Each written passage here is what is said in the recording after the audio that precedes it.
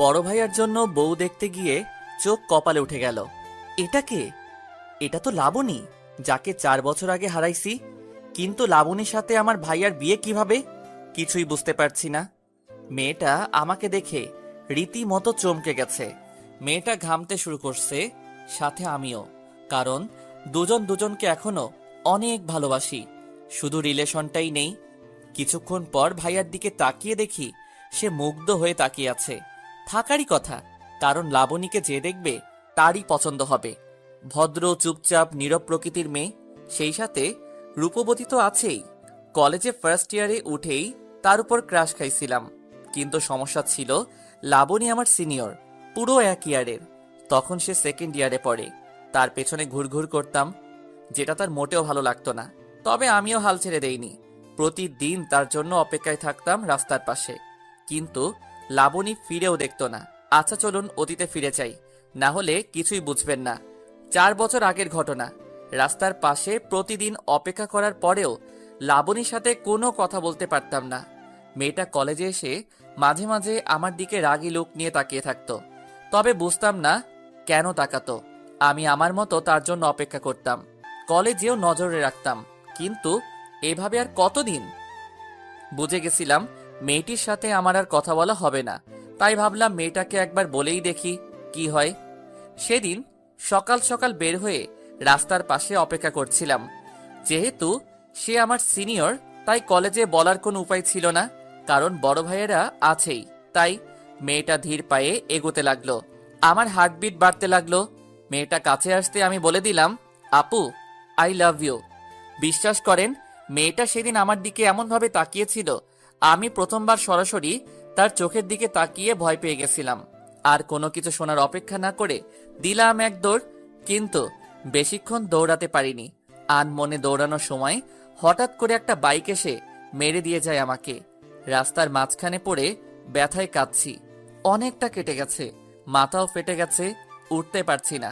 চোখ বন্ধ হওয়ার আগ পর্যন্ত শুধু লাবণীকেই দেখেছিলাম, আর চোখ খোলার পরেও তাকেই দেখলাম। মেয়েটা হাসপাতালে নিয়ে আসছে আমাকে। আমার মাথার পাশে বসে বসে কাঁদতেছে। মেয়েটার মায়াবী মুখটা এখন আমার চোখে ভাসে। সেদিন কিছু বলতে পারলাম না, তবে বুঝতে পারলাম মেয়েটাও আমাকে ভালোবাসে।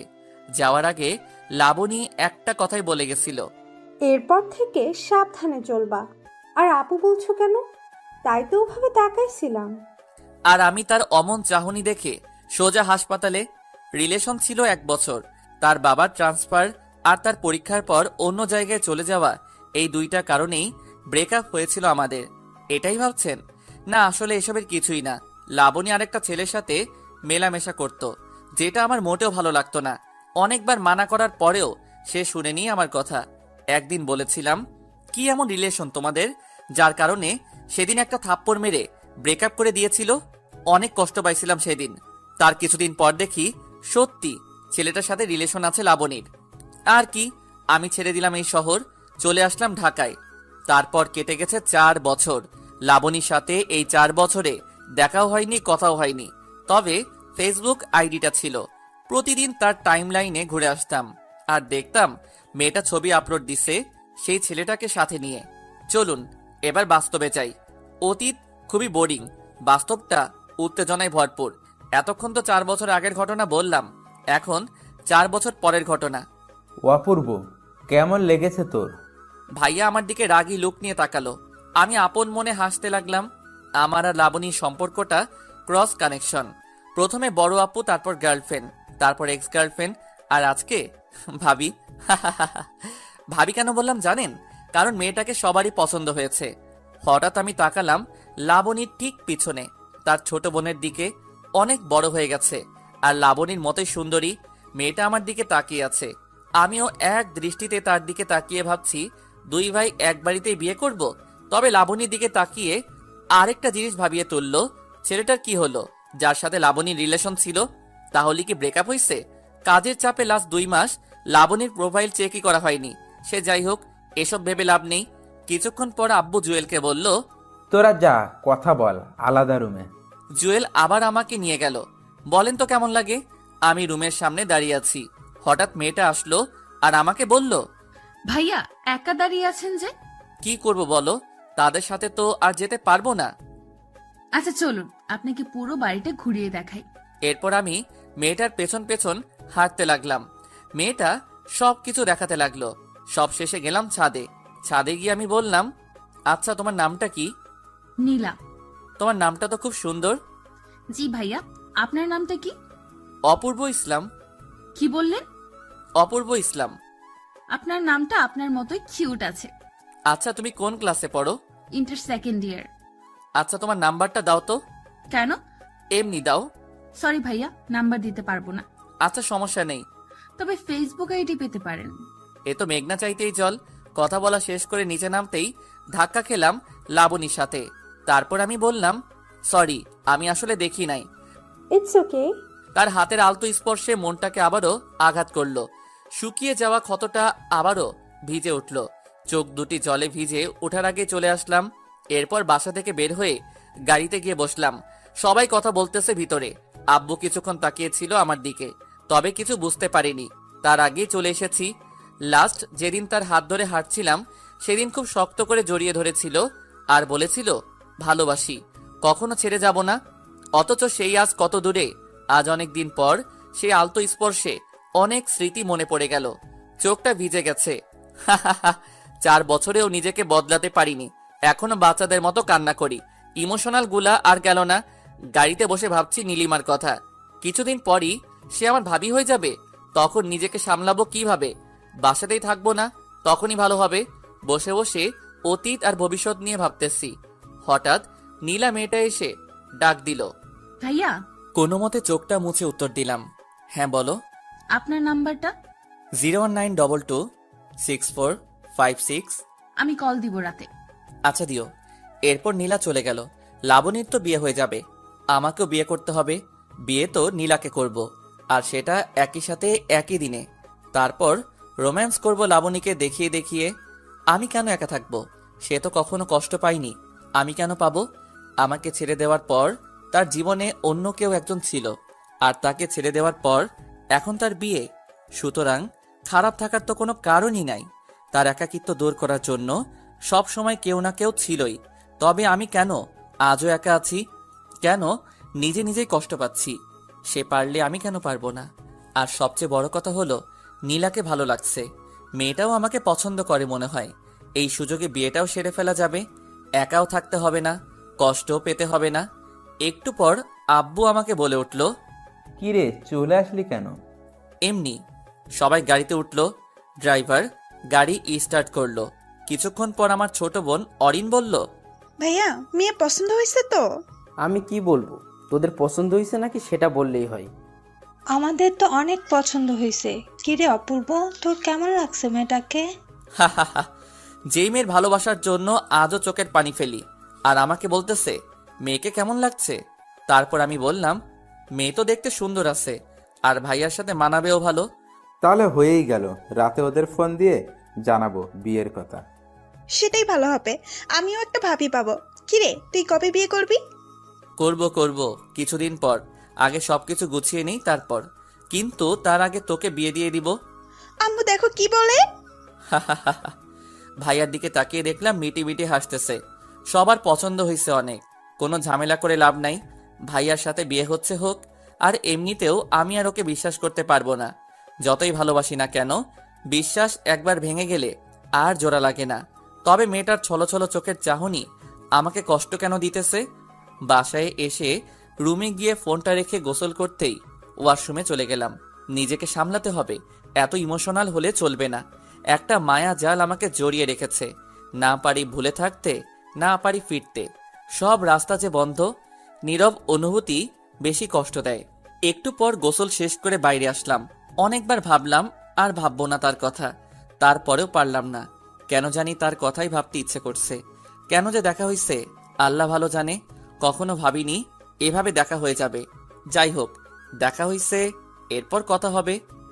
আরো অনেক কিছুই হয়তো হবে। তবে তার আগেই নীলাকে নিজের করে নিতে হবে, যাতে কষ্টটা কমে যায়। আর নীলাকে ভালোবাসতে পারলে তো কথাই নাই। তখন আর মনে পড়বে না লাবণীর কথা। রাতে খাওয়া শেষ করে ছাদে দাঁড়িয়ে আছি। প্যাকেট থেকে একটা সিগারেট বের করে মাত্র ধরাইছি, ঠিক তখনই ফোন আসলো। ফোনটা রিসিভ করলাম। হ্যালো। আসসালামু আলাইকুম। ওয়ালাইকুম আসসালাম। জি, চিনতে পারছেন আমাকে? সরি, কে আপনি? নীলা। ও সরি, তুমি? হুম। তো কেমন আছো বলো? জি ভালো, আপনি? ভালো। আপনি কি ফ্রি আছেন? হ্যাঁ, কেন? না মানে কালকে একটু দেখা করতাম, একটু সময় হবে? জি, কোথায় দেখা করবে বলো? আচ্ছা, সকালে পৌর পার্কের এই জায়গায় আসেন। আচ্ছা ঠিক আছে। তারপর আরো কিছুক্ষণ কথা বলে কল কেটে দিলাম, কিন্তু বুঝতে পারছি না নীলা কেন কালকে ডাকলো। নীলা কি একা আসবে নাকি লাবণীও সাথে আসবে? কিছুক্ষণ ভাবলাম, তারপরেই যদি একা আসে তাহলে তো ভালো, আর যদি লাবণীকে নিয়ে আসে তাহলে তো সমস্যা, হয়তো অনেক কিছু গোলমাল হয়ে যাবে। লাবণীকে একা পেয়ে হয়তো কথা বলার ইচ্ছেটা প্রচন্ড বেড়ে যাবে। বলতে পারবো কিনা জানি না, অনেক কথাই তো জমে আছে। আর কয়েকটা প্রশ্ন যেগুলোর উত্তর না জানলে হয়তো জীবনটা এইরকম কষ্টের মধ্যে কাটবে। এখন আর এসব চিন্তা করে লাভ নেই, যা হওয়ার তা হবেই। দেখাই যাক না কি হয়। একটা রাত পরে দেখা হচ্ছে। সিগারেট শেষ করে রুমে গিয়ে শুয়ে পড়লাম। পরের দিন সকালে ঘুম ভাঙতেই খেয়াল করলাম 8টা বেজে গেছে। 9টায় যেতে হবে। তাড়াতাড়ি উঠে ফ্রেশ হয়ে নিলাম। তারপর হালকা নাস্তা খেয়ে বেরিয়ে পড়লাম। পাশ দিয়ে রিক্সা চলে গেল কয়টা। আমি হাঁটছি আর ভাবতেছি, যদি সত্যিই ভাইয়ার সাথে নীলিমার বিয়ে হয় তাহলে কি আমি এক বাড়িতে থাকতে পারবো, নাকি নিজেকে সামলাতে পারবো না? লাবণী কি পারবে সামলাতে? তার তো কোনো সমস্যা হবে না, কারণ একটার পর একটা তার লাইফে আছেই। সেখানে আমি থাকলেই কি আর না থাকলেই কি? এসব ভাবতে ভাবতে চলে আসছি জায়গাটায়, কিন্তু কেউ নাই এখানে। নিরিবিলি একটা জায়গা। ঘড়ির দিকে তাকিয়ে দেখি আরো 6 মিনিট সময় বাকি আছে। হালকা রোদ্দুরে হালকা ছায়া ভালোই লাগতেছে আজ প্রকৃতিকে, কিন্তু কেন জানি মনটা উদাস। আবার অস্থিরতা কাজ করছে কে আসবে সেটা ভেবে। ঘড়ির দিকে তাকিয়ে দেখি 9টা 1 বেজে গেছে। কিছুক্ষণ পর তাকিয়ে দেখি শাড়ি পরা 2টা মেয়ে আসতেছে, তার মানে লাবণীও আছে। নিজেকে মানসিকভাবে প্রস্তুত করলাম, মাথা নিচু করে আছি। দুইজনে এসে আমার সামনে দাঁড়াতেই আমি মাথা নিচু করে ফেললাম। কি করব, কি বলবো কিছুই বুঝতে পারছি না। মস্তিষ্ক মনে হয় বিকল হয়ে যাবে এবার। একটু পর নীলা আমাকে বলে উঠল, অপূর্ব ভাইয়া, আপু আপনার সাথে কথা বলবে, তাই আপনাকে ডাকা। কি কথা বলবেন বলেন ভাবি। নীলা, তুই একটু ওইদিকে যা। আচ্ছা যাচ্ছি। জি ভাবি বলুন, কি বলবেন? তুমি ভাবি কেন বলতেছো? তো কি বলবো, কয়দিন পরেই তো আপনার বিয়ে আমার ভাইয়ের সাথে, তখন তো ভাবি বলতে হবে, তাই এখন থেকেই প্রস্তুতি নিচ্ছি আর কি। হ্যাঁ, কয়দিন পর বিয়ে? এখনো তো আর বিয়ে হয়নি, তাই না? হয়নি, তবে খুব শীঘ্রই হবে। আচ্ছা, যেটা বলতে আসছিলাম, জি ভাবি বলুন। I am sorry for everything. তোমার সাথে অনেক খারাপ করেছি, আমি তার জন্য মাফ চাইতে এসেছি। আমাকে মাফ করে দিও। আরে ভাবি, এটা কোনো কথা? আমি আপনাকে অনেক আগেই মাফ করে দিয়েছি, আর আপনি যেহেতু আমার ভাবি তাই আর কিছু মনে রাখার দরকার নেই। দেখো অপূর্ব, আমি সত্যিই চাই তোমাকে, কিন্তু এখন আর সম্ভব না। জি ধন্যবাদ, তবে সম্ভব থাকলেও আর আমাকে পাবেন না। ঠিক আছে, বেশি কথা বলতে পারবো না। নীলা আছে, শুধু এইটুকুই বলবো, মাফ করে দিও। জি ভাবি অবশ্যই। দুজন নিজেদের চোখের পানি মুছে আবার স্বাভাবিক হয়ে গেলাম। নীলাকে ডাক দিলাম, নীলা এদিকে আসো। নীলা আমাদের কাছে আসলো আর বলল, কথা বলা শেষ? হ্যাঁ, তোমার আপুও না বিয়েই হয়নি এখনো, তার মধ্যেই ভাইয়ার খোঁজ খবর নিতে চলে আসছে। ও সরি, ভাইয়ার নাম্বারটা তো দিলাম না। হুম। নাম্বারটা নাও, 018585181। আচ্ছা সানভি ভাইয়া শুনুন, আপনার সাথে আমার কিছু কথা আছে। হ্যাঁ বলো। আপনি কবে বিয়ে করবেন? ভাবতেছি আমি আর ভাইয়া একসাথে বিয়ে সেরে ফেলবো, দেখি ভালো মেয়ে পাই কিনা। খুঁজেন, পেয়ে যাবেন। হ্যাঁ দেখি, যদি আপনার মতো কাউকে পাই তাহলে তো ভালোই হতো। হুম। আচ্ছা আমি যাই, আমার একটা কাজ আছে। একটা কথা ছিল। কি কথা বলো? এখন না, পরে বলবো। আচ্ছা ভাবি, আসি তাহলে। বলেই চলে আসলাম। বুঝতে পারলাম নিজেকে সামলে নিতে কোনো সমস্যা হবে না, কারণ আমি লাবণীর চোখে ভালোবাসা দেখিনি। তার চোখ আজ কথা বলেনি। হ্যাঁ সে কেঁদেছে, কিন্তু এটাও মনে রাখতে হবে মেয়েরা ছিচকাদুনে অল্পতেই কাঁদতে পারে, আমরা ছেলেরা পারি না। আমাদের ইমোশন মেয়েদের চাইতে বেশি, তবে সেটা প্রকাশ করি না। আমরা কাঁদি আড়ালে লুকিয়ে, কেউ দেখে না। হাঁটতে ইচ্ছা করছে না, তাই রিক্সা নিলাম। সারা রাস্তা ভাবলাম আজকে রাতে বাবাকে বলবো আমি নীলাকে বিয়ে করব, তাদের বাসায় প্রস্তাব দিতে। আমি একা থাকলে শিওর কিছু একটা ঘটবেই। যদি নীলা সাথে থাকে তাহলে নিজেকে অনেকটা সামলে নিতে পারবো। মেয়েটার চোখে ভালোবাসা দেখেছি। বাসায় ঢুকে আগে আম্মুর রুমে গেলাম। গিয়ে দেখি আম্মু আর অরিন বসে আছে রুমে। আম্মু, ক্ষুধা লাগছে। টেবিলে খাবার রাখা আছে, খেয়ে নেয়। তোমার হাতে খাবো, খাইয়ে দিবা? দেখ পাগল ছেলে কি বলে, এত বড় হয়ে গেছে এখনো আম্মুর হাতে খেতে হবে? তুমি খাইয়ে দিবা কিনা সেটা বলো। ভাইয়া, তোর জন্য একটা খুশির খবর আছে। কি খুশির খবর? তোকে খাইয়ে দেওয়ার জন্য একটা লোক আনবো ভাবতেছি। ভাবি বানিয়ে বিয়ে করবি? আগে তোর বিয়ে দিব, তারপর আমি করব। আম্মু, এবার কিন্তু ওকে মারবো আমি। আম্মু, তুমি খাইয়ে দিবা কিনা তাই বলো। আচ্ছা দিতেছি। আমি কি করলাম তাহলে? আমাকেও খাইয়ে দিতে হবে? আচ্ছা দুজনকেই খাইয়ে দেবো, দাঁড়া খাবার নিয়ে আসতেছি। আম্মু রুম থেকে বের হতেই অরিনের গাল ধরে জোরে টেনে দিলাম। অরিনের সবচেয়ে অপছন্দের কাজ এটা। অরিন রেগে গিয়ে আমার চুল টেনে দিল। ভাই বোনের ঝগড়ার মধ্যে মন খারাপ উদাও হয়ে গেল। আর আম্মুর হাতে খাবার খেয়ে লাবণীর কথা ভুলেই গেলাম। আমার মন খারাপ থাকলে চানাচুর খাই, নয়তো আম্মুর হাতে খাবার খাই। মন খারাপ কোথায় চলে যায় নিজেও জানি না। খাওয়া দাওয়া শেষ করে ঘুমালাম একটু। বিকেলে ঘুম ভাঙতেই দেখলাম নীলা কল দিয়েছিল। আমি উঠে ফ্রেশ হলাম, তারপর ছাদে গিয়ে নীলাকে কল দিলাম। কলটা রিসিভ করতে নীলা বলল, হ্যালো। হ্যাঁ কল দিয়েছিলে দেখলাম। হ্যাঁ, কোনো সমস্যা আছে আপনার? সমস্যা কেন থাকবে? তাহলে? কিছু না, বলো কি বলবে। না, বলবো না। কেন বলবা না? কারণ আপনি তখন আমার কল রিসিভ করেন নাই। আমি অনেক রাগ করছি, তাই এখন বলবো না। আমি তখন ঘুমাচ্ছিলাম, তাই রিসিভ করতে পারিনি। আমি জানি না এত কিছু। আমি রাগ করছি, এখন যদি আপনি রাগ ভাঙাতে পারেন তাহলে কথাটা বলবো, নয়তো বলবো না। আচ্ছা, একটা কথার উত্তর দাও তো। কি কথা? তুমি বিয়ে করবা কবে? সেটা আব্বু আম্মু জানে। আমাকে বিয়ে করবে? মানে? মানে বিয়ে করবে আমাকে? তোমার আপু আর আমার ভাইয়া, আমি আর তুমি করবে বিয়ে? জানি না। আরে রাগ করলে নাকি? আমি তো মজা করতেছিলাম। ও, রাগ করিনি, আমি ভাবছিলাম সিরিয়াসলি বলছেন। আরে না, তোমার তো বিয়ের বয়স হয়নি। কি? আমার 18 বছর হয়েছে আরো 2 মাস আগেই। তারপরেও তুমি তো পিচ্ছি এখনো, কেমন জানি বাচ্চা বাচ্চা লাগে। আপনার সাথে কোনো কথা নাই। আচ্ছা ঠিক আছে, তুমি বাচ্চা না, বুড়ি। এবার ঠিক আছে? ধুর, রাখলাম, বাই। বলেই কল কেটে দিল। হা হা হা, মেয়েটাকে রাগিয়ে বেশ মজা পাইলাম। তবে আরেকটা জিনিস বুঝলাম, মেয়েটা আমাকে ভালোবাসে। আর বিয়ের প্রস্তাব দিলেও কোনো সমস্যা নাই।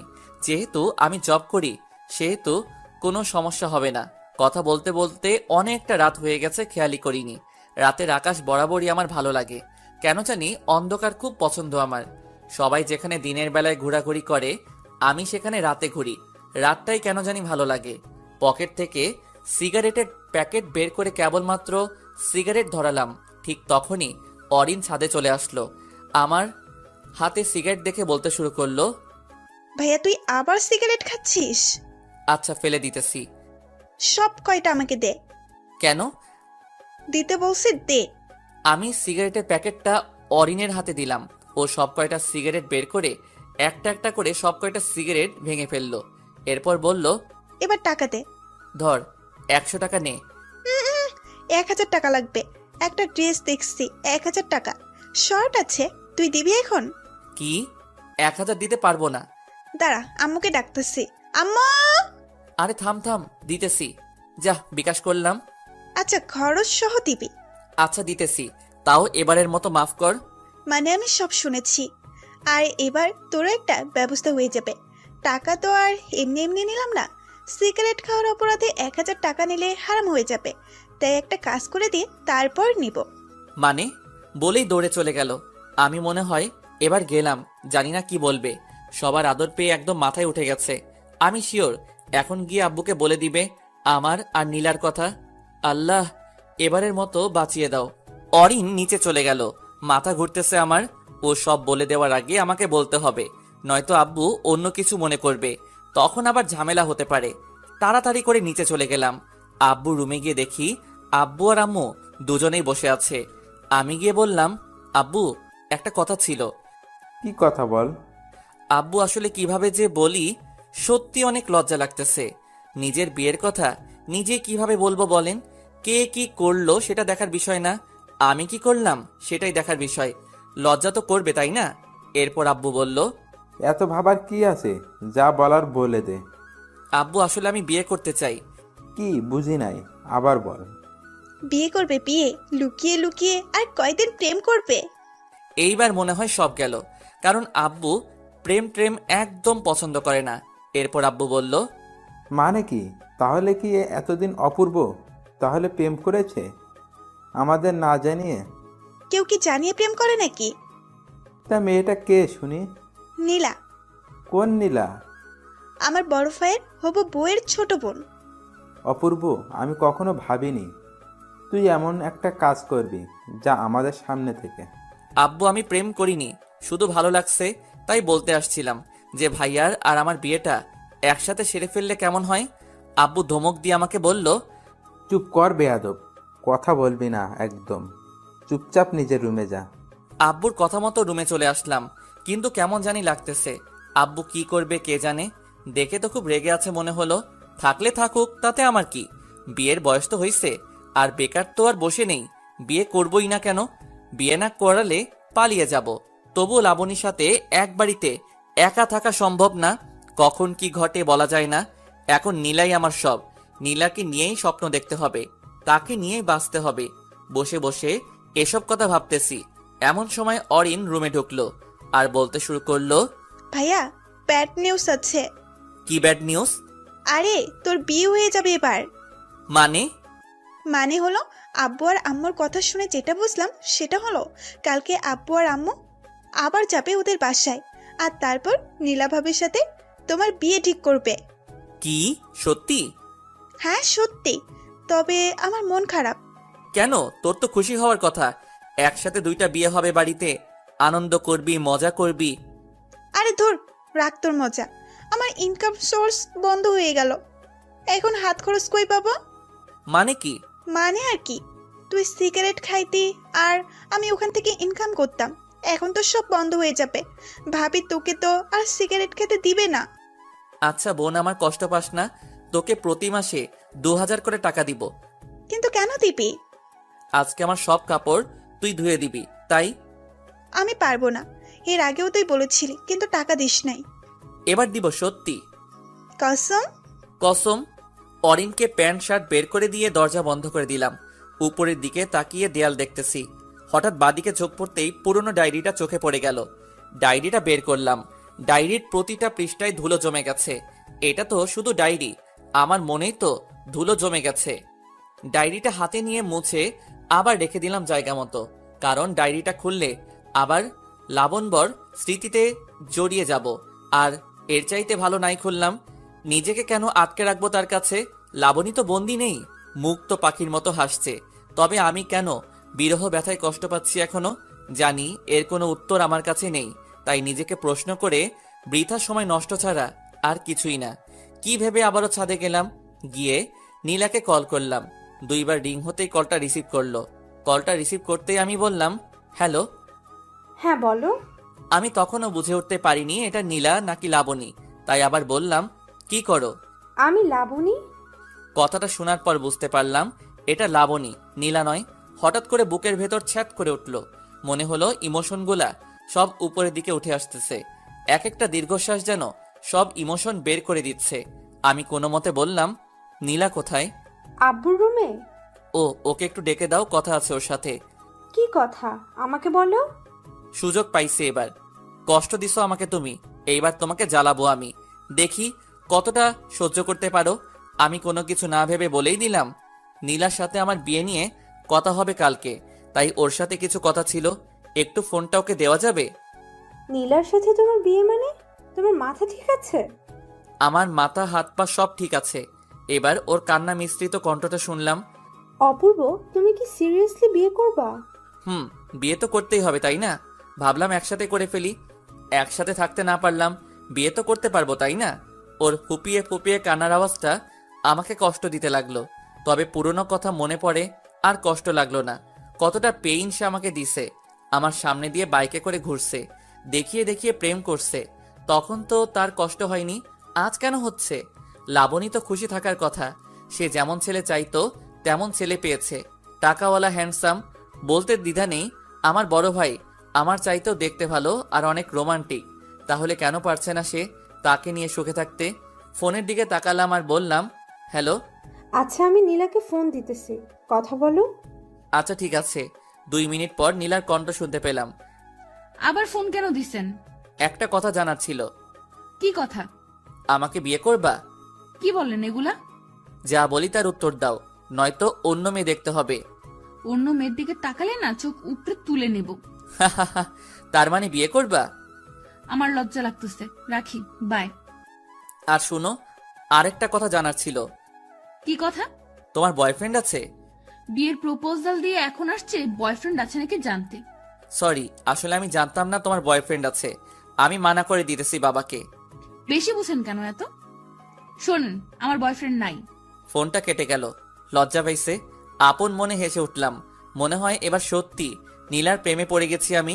উত্তেজনা কাজ করছে ভিতরে, কি হবে কালকে সেটাই ভেবে। তবে মনে হয় না খারাপ কিছু হবে, কারণ ভাইয়ার সাথে লাবণীর বিয়ে ঠিক হতে পারলে আমার সাথে নীলার কেন হবে না? এত চিন্তা করে লাভ নেই, এর চাইতে ভালো ঘুমিয়ে পড়ি, যা হয় কালকে দেখা যাবে। পরের দিন সকালে ঘুম ভাঙলো আব্বুর ডাকে। এই যে ওঠেন, সকাল হয়ে গেছে। আব্বু, এত সকালে ডাকতেছো কেন?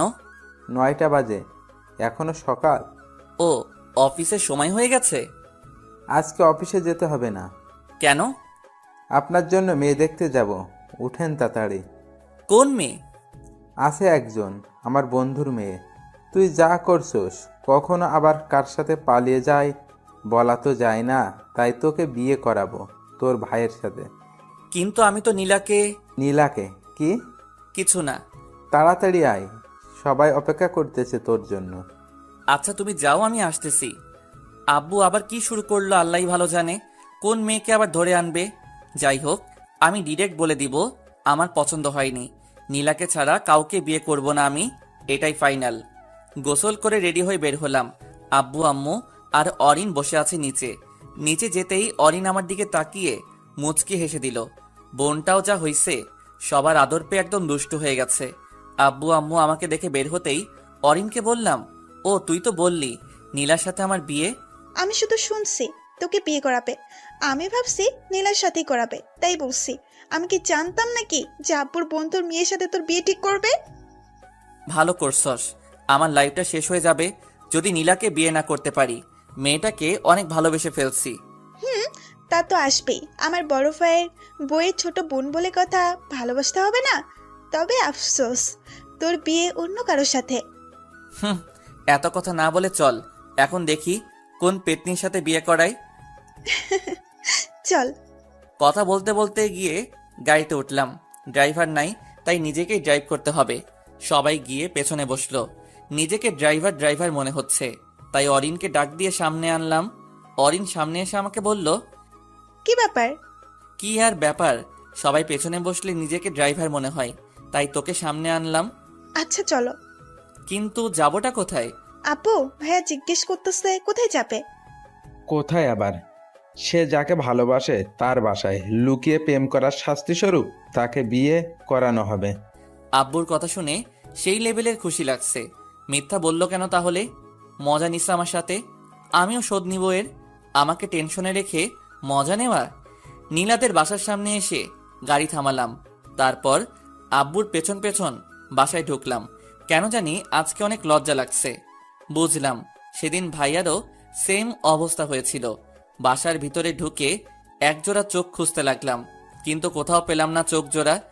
আব্বুর সাথে গিয়ে বসলাম সোফায়। কিছুক্ষণ পর নীলার আব্বু আসলো। নীলার আব্বুকে দেখে আমার আব্বু বলে উঠল, কেমন আছেন? জি আলহামদুলিল্লাহ, আপনি? জি ভালো। রাতে যা বললাম সেটার ব্যাপারে কথা বলতে আসলাম। মেয়েকে দেখুন, তারপর না হয় কথা বলি। ডাকুন। এদিকে আই তো মা। ভীষণ অস্থিরতা কাজ করছে মেয়েটাকে দেখার জন্য। মনটা ভীষণ ব্যাকুল হয়ে পড়ছে। হঠাৎ দরজা ঠেলে বের হয়ে আসলো নীলা। কালো শাড়িতে পরেছে, হালকা মেকআপ আর হালকা লিপস্টিক, অন্যরকম লাগছিল তাকে। ইচ্ছে হচ্ছিল এখনই হাতটা ধরে ফেলি সারা জীবনের জন্য। বাহিরে কি ঘটছে সেদিকে আমার ভ্রুক্ষেপ নেই। আমি হারিয়ে গেছি নীলাতে। কেউ পারবে না আর আমায় সামলাতে। ঘোর কাটলো অরিনের ডাকে। এই ভাইয়া, হ্যাঁ বল। এদিকে আয়। বল। ভাবিকে নিয়ে রুমে যা, কথা বল। আচ্ছা, বুঝতে পারছি না কেন আলাদা রুমে যেতে হবে। দেখছিলাম তাকে দেখতে থাকি না, কেন বারবার যেতে হবে আলাদা রুমে? ঘোরটাই কেটে গেল। তবে আজকে তো সে নেশার মতো কাজ করছে। যতবার দেখতেছি ততবারই মাতাল হয়ে যাচ্ছি। পারফিউমের গন্ধে অবস্থা অনেকটাই খারাপ। চলে আসলাম আলাদা রুমে। জানি না আব্বু কি বলছে, আমি তো শুধু দেখছিলাম তাকে।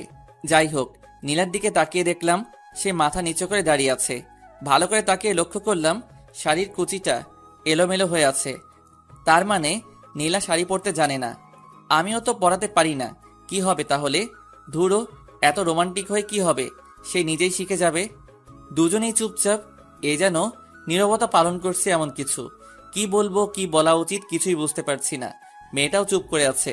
সব দ্বিধা ভেঙে আমি প্রশ্ন করলাম, বিয়েটা করতে তুমি রাজি? সরাসরি প্রশ্ন করাই নীলার মুখটা কেমন যেন লাল হয়ে গেল। আমিও বোকার মতো সরাসরি প্রশ্ন করে বসলাম, সে বিয়ে করতে? এখন কি বলবো? হার্টবিট অলরেডি অনেকটাই বেড়ে গেছে। এবার আর তাকে প্রশ্ন না করে নিজেই বলতে লাগলাম, তোমাকে সেই প্রথম দিন দেখেই প্রেমে পড়ে গেছি। যেহেতু ভাইয়ার বিয়ে আর মাত্র 15 দিন বাকি, তাই প্রেম করার সুযোগ নাই। খুব ইচ্ছা ছিল প্রেম করে বিয়ে করব। চলো না এই বাকি 15 দিন প্রেম করি, তারপর বিয়ে। যদি থাকো রাজি, বিয়ে ঠিক করব আজই। Nila, will you marry me? Yes, I will. Nila কথাটা বলেই লজ্জায় আমার বুকে মুখ লুকালো। শিওর হয়ে গেলাম সেও আমাকে ভালোবাসে। নীলাকে শক্ত করে জড়িয়ে ধরলাম। হঠাৎ করে অনুভব করলাম মেয়েটা কাঁদতেছে। ওর কান্নার শব্দ পেয়ে আমি বলতে শুরু করলাম, কি হলো, কাঁদতেছো কেন? জানেন, আমি আপনাকে প্রথম দেখেই প্রেমে পড়ে গেছি। আমি ভেবেছিলাম পালিয়ে বিয়ে করব, কিন্তু আমাদের তো বিয়ে ঠিক হয়ে গেছে। এখন কি হবে? ও আল্লাহ, আমারে উঠাইয়া নাও। এই মেয়ে বলেটা কি? নীলার কোমরে হাত রেখে টান দিতেই আমার বুকের সাথে এসে আটকে গেল। এমন সময় দরজায় টোকা পড়ল। উফ, এখনই আসতে হলো। এরপর নীলার কানে কানে বললাম, তোমাদের বাসায় প্রাইভেসি নাই? আমার কথাটা শুনে নীলা খিলখিল করে হাসতে শুরু করলো। আমি দরজা খুলে দেখলাম বাইরে লাবণী দাঁড়িয়ে আছে। লাবণী আমাকে দেখে কেমন জানি হয়ে গেল, ঝটপট ভিতরে ঢুকে গেল। আর আমিও কিছু না বলে বাইরে চলে আসলাম। হবু বউয়ের সামনে এক্স গার্লফ্রেন্ডকে কি বলবো? আমি এসে বসলাম আব্বুর পাশে। তারা কথা বলতেছে আর হাসতেছে। মনে হয় বিয়েটা কনফার্ম। একটু পর আম্মু আমাকে বলল, অপূর্ব, তোর মতো কি? আমি কি বলবো? তোমরা যা বলবে তাই হবে। তাহলে আর কি, আগামী মাসের 12 তারিখে তোদের বিয়ে। আচ্ছা আব্বু, আমি আসতেছি, আমার একটু কাজ আছে। আমিও যাবো, চল। আচ্ছা যা। সালাম দিয়ে বাহিরে চলে আসলাম। বাহিরে আসতেই অরিন আমাকে বলল, কিরে ভাইয়া, তোর কি মন খারাপ? না, মন খারাপ কেন হবে? যাকে চাইছি তার সাথে তো বিয়ে, মন খারাপ কেন হবে? জানি না, বাট মনে হচ্ছে মন খারাপ। আরে না, মন খারাপ না, এমনি মাথা ব্যথা করতেছে। তবে যাই বলিস না কেন, নীলা ভাবির চাইতে লাবণী ভাবি দেখতে সুন্দর। বলছে তোরে নীলা দেখতে সুন্দর, লাবণী চাইতে একটু খাটো শুধু, আর কিছু না। ওই হলো, নিজের বইয়ের প্রশংসা আর করতে হবে না। হুঁ, বাদ দে। ভাবতেছি তোর জন্য ছেলে দেখবো, একসাথে 3টা বিয়ে হবে বাড়িতে, খরচ কম হবে। ভাইয়া, খারাপ হয়ে যাবে কিন্তু। আমি এখন বিয়ে করব না, ঠিক আছে? তাহলে ঠিক আছে, যখন ইচ্ছা করিস। এখন চুপ থাক। ওকে। বাসায় এসে গোসল করলাম। ভালো লাগছে না কেন জানি। একটা ঘুমের ট্যাবলেট খেয়ে ঘুম দিলাম, কিন্তু বেশিক্ষণ ঘুম হলো না। ফোন কলের শব্দে ঘুমটা ভেঙে গেল। তাকিয়ে দেখি নীলার কল। হ্যালো। কি করেন? এই তো ঘুমাচ্ছিলাম। তুমি? ভাবতেছি কি ভাবতেছো? কত তাড়াতাড়ি কত কিছু হয়ে গেল, তাই না? অনেক কিছু হয়ে গেছে। সামনে তো আরো অনেক কিছু হবে। এখন বলো, কি জন্য কল দিছো? আজকে একটু ঘুরতে বের হব তোমার সাথে, তাই। ভাবিকে নিয়ে আসবা? না, একাই আসবো। আর আপু তো শপিং এ গেছে তোমার ভাইয়ার সাথে। কি? হ্যাঁ, এত অবাক হওয়ার কি আছে? আর 14 দিন পরে তো বিয়ে। এখন থেকে শপিং করবে না তো কখন করবে? আমি এই জন্য অবাক হইনি। অবাক হয়েছি তুমি এখনো শপিং এ যাও নাই, তাই। আমি কি একা একা শপিং এ যাব নাকি? না, একা কেন যাবা? এখন আমার সাথে যাবা। রেডি হয়ে নাও তাড়াতাড়ি। সত্যি নিয়ে যাবেন? না, মিথ্যা মিথ্যা নিয়ে যাব। তুমি রেডি হয়ে নাও তাড়াতাড়ি, 3টা 30 মিনিটের মধ্যে আসবা। আচ্ছা আপনি দাঁড়ান টঙের দোকানে, আমি আসতেছি। আচ্ছা, তাড়াতাড়ি আসবা। ঠিক আছে, বাই। রেডি হয়ে মামার দোকানে গিয়ে দেখি সব বন্ধুরা একসাথে আড্ডা দিতেছে। কাজের চাপে পড়ে অনেকদিন আড্ডা দেওয়া হয় না। গিয়ে বসলাম ওদের সাথে। কিরে, কি খবর? তোকে তো আর দেখাই যায় না। কেমনে দেখবি, সারাদিন তো অফিসেই থাকি। তা ঠিক, তবে বাবার এত টাকা কি করবি? তোর চাকরি করার কি দরকার? শোন ভাই, তোদের বাবার টাকা আছে, তোরা বসে বসে খা, আমারে জ্ঞান দিস না। আজকে রাত 9টায় পার্টি আছে, তুই আসবি। কিসের পার্টি? আমার গার্লফ্রেন্ডের বার্থডে। আচ্ছা, আসবো। আমি বাহিরের দিকে তাকিয়ে দেখি নীলা আসতেছে, তাই আমি ওদেরকে বললাম, দোস্ত, একটা জিনিস বলা হয়নি। কি? 12 তারিখ আমার বিয়ে, সবাই আসবি, কার্ড পাঠাই দিবনি। কি বলিস? কেমনে কি? আর বলিস না, বড় ভাইয়ের জন্য মেয়ে দেখতে গিয়ে এক বাড়িতে দুইটারে পছন্দ হয়েছে। কি আর করার, আব্বা বিয়ে করাইব এখন। হ্যাঁ ভালো, সবাই দেখি বিয়ে করতেছে, তুই বিয়ে করলে আর 2 জন বাকি। আচ্ছা দোস্ত থাক, রাতে কথা হবে। নীলা আসতেছে। অপূর্ব? নীলা মানে? তোকে রাতে সব বলবো, এখন যাই, বাই। নীলা এসে দাঁড়িয়ে আছে, খেয়ালই করিনি। দৌড়ে গিয়ে রিকশায় উঠলাম আর বললাম, সরি, অনেকদিন পর বন্ধুদের সাথে দেখা হওয়ার কারণে একটু আড্ডা দিলাম। ঠিক আছে, তবে এত কাছে কেন বসেছেন? দূরে যান। নীলার কথায় কিছুটা অপ্রস্তুত হলাম, আমি কিছু বলতে পারলাম না আর একটু বাহিরের দিকে চেপে বসলাম। তার কথায় পুরো বোকা বনে গেছি। বাহিরের দিকে তাকিয়ে আছি, হঠাৎ নীলা টান দিয়ে তার দিকে টেনে নিল, তারপর আমার কাঁধে ওর মাথা রাখলো। চোখ বন্ধ করে আছি, কয়েক সেকেন্ড থ মেরে কাহিনী বুঝলাম। তারপর নীলার হাত ধরে তার মায়াবী মুখটার দিকে তাকালাম। মেয়েটা লজ্জায় এখনো চোখ খুলতে পারছে না। নীলার এমন কাণ্ড দেখে আমি বললাম, হইছে, এবার চোখ খুলো। না, খুলবো না। কেন? আমার লজ্জা লাগে। হায় রে, এত লজ্জা আসে কোথা থেকে? জানি না, বাট আমি চোখ খুলতে পারবো না। আচ্ছা, আমি চোখ বন্ধ করতেছি, এবার খুলো। আচ্ছা। নীলা চোখ খুলতে আমি হেসে উঠলাম। কেমনে এত লজ্জা পাই বুঝি না। আমার হাসি দেখে নীলা বলল, আপনি চোখ বন্ধ করেন নাই কেন? চোখ বন্ধ করলে কি এই লজ্জা মাখা মুখটা দেখতে পারতাম? ধুর, আপনার সাথে আর কথাই বলবো না। রিক্সা চলছে আপন গতিতে, আর আমরা আমাদের ব্যস্ত শহরে প্রিয় মানুষের সাথে রিক্সায় বসে এমন খুনসুটি বা কয়জন করতে পারে? রিক্সা আর কাপল মানেই রোমান্টিক অনুভূতি, যেটা বাইক কিংবা বড় গাড়িতে পাওয়া যায় না। জ্যামে পড়লেও কোনো সমস্যা নেই, একটু ফাঁকা পেলেই বেরিয়ে যায় রিক্সা। এই জন্য রিক্সাই বেটার। নীলাকে নিয়ে চলে আসলাম শপিং মলে। শপিং মলে এসে আমি নীলাকে বললাম, বলো কি কি কিনবে? বেশি কিছু লাগবে না, এখন অনেক সময় পড়ে আছে, তখন আসবো। এখন একটা শাড়ি কিনবো, তারপর দুজনে মিলে কিছুটা সময় একসাথে কাটাবো। আর আমার জন্য একটা শার্ট পছন্দ করলো তিনি। কি আর করার, কিনতে হলো। শপিং শেষ করে রেস্টুরেন্টে বসলাম। ক্ষুধা লাগছে অনেক। খাবারের অর্ডার দিয়ে বসে আছি নীলাকে নিয়ে। হঠাৎ বাঁদিকে তাকাতেই দেখি ভাইয়া আর লাবণী দুজনে বেশ হেসে হেসে কথা বলতেছে। তাহলে লাবণী আমাকে দেখলেই চুপচাপ আর মনমরা হয়ে যায় কেন? এমনিতে তো বেশ ভালোই হাসছে, ঘুরছে, কথা বলছে সবার সাথে। নীলা লক্ষ্য করলো ব্যাপারটা, আমি যে ওদিকে তাকিয়ে আছি। এরপর নীলা আমাকে বলল, আরে আপু আর ভাইয়া না? সেটাই তো দেখতেছি। আপনি বসুন, আমি আসতেছি। কথাটা বলে ওদিকে চলে গেল। কিছু বলার সুযোগ দিল না। ও গিয়ে কি জানি বলল। একটু পর ভাইয়া ডাক দিল, তারপর আমি গিয়ে বসলাম ওখানে। ভাইয়া আমাকে বলল, এখানে কি করিস? তুমি কি করো? আমি তো তোর ভাবিকে নিয়ে শপিং করতে আসছিলাম, ক্ষুধা লাগছে তাই এখানে আসলাম। আমিও সে কারণেই আসছি।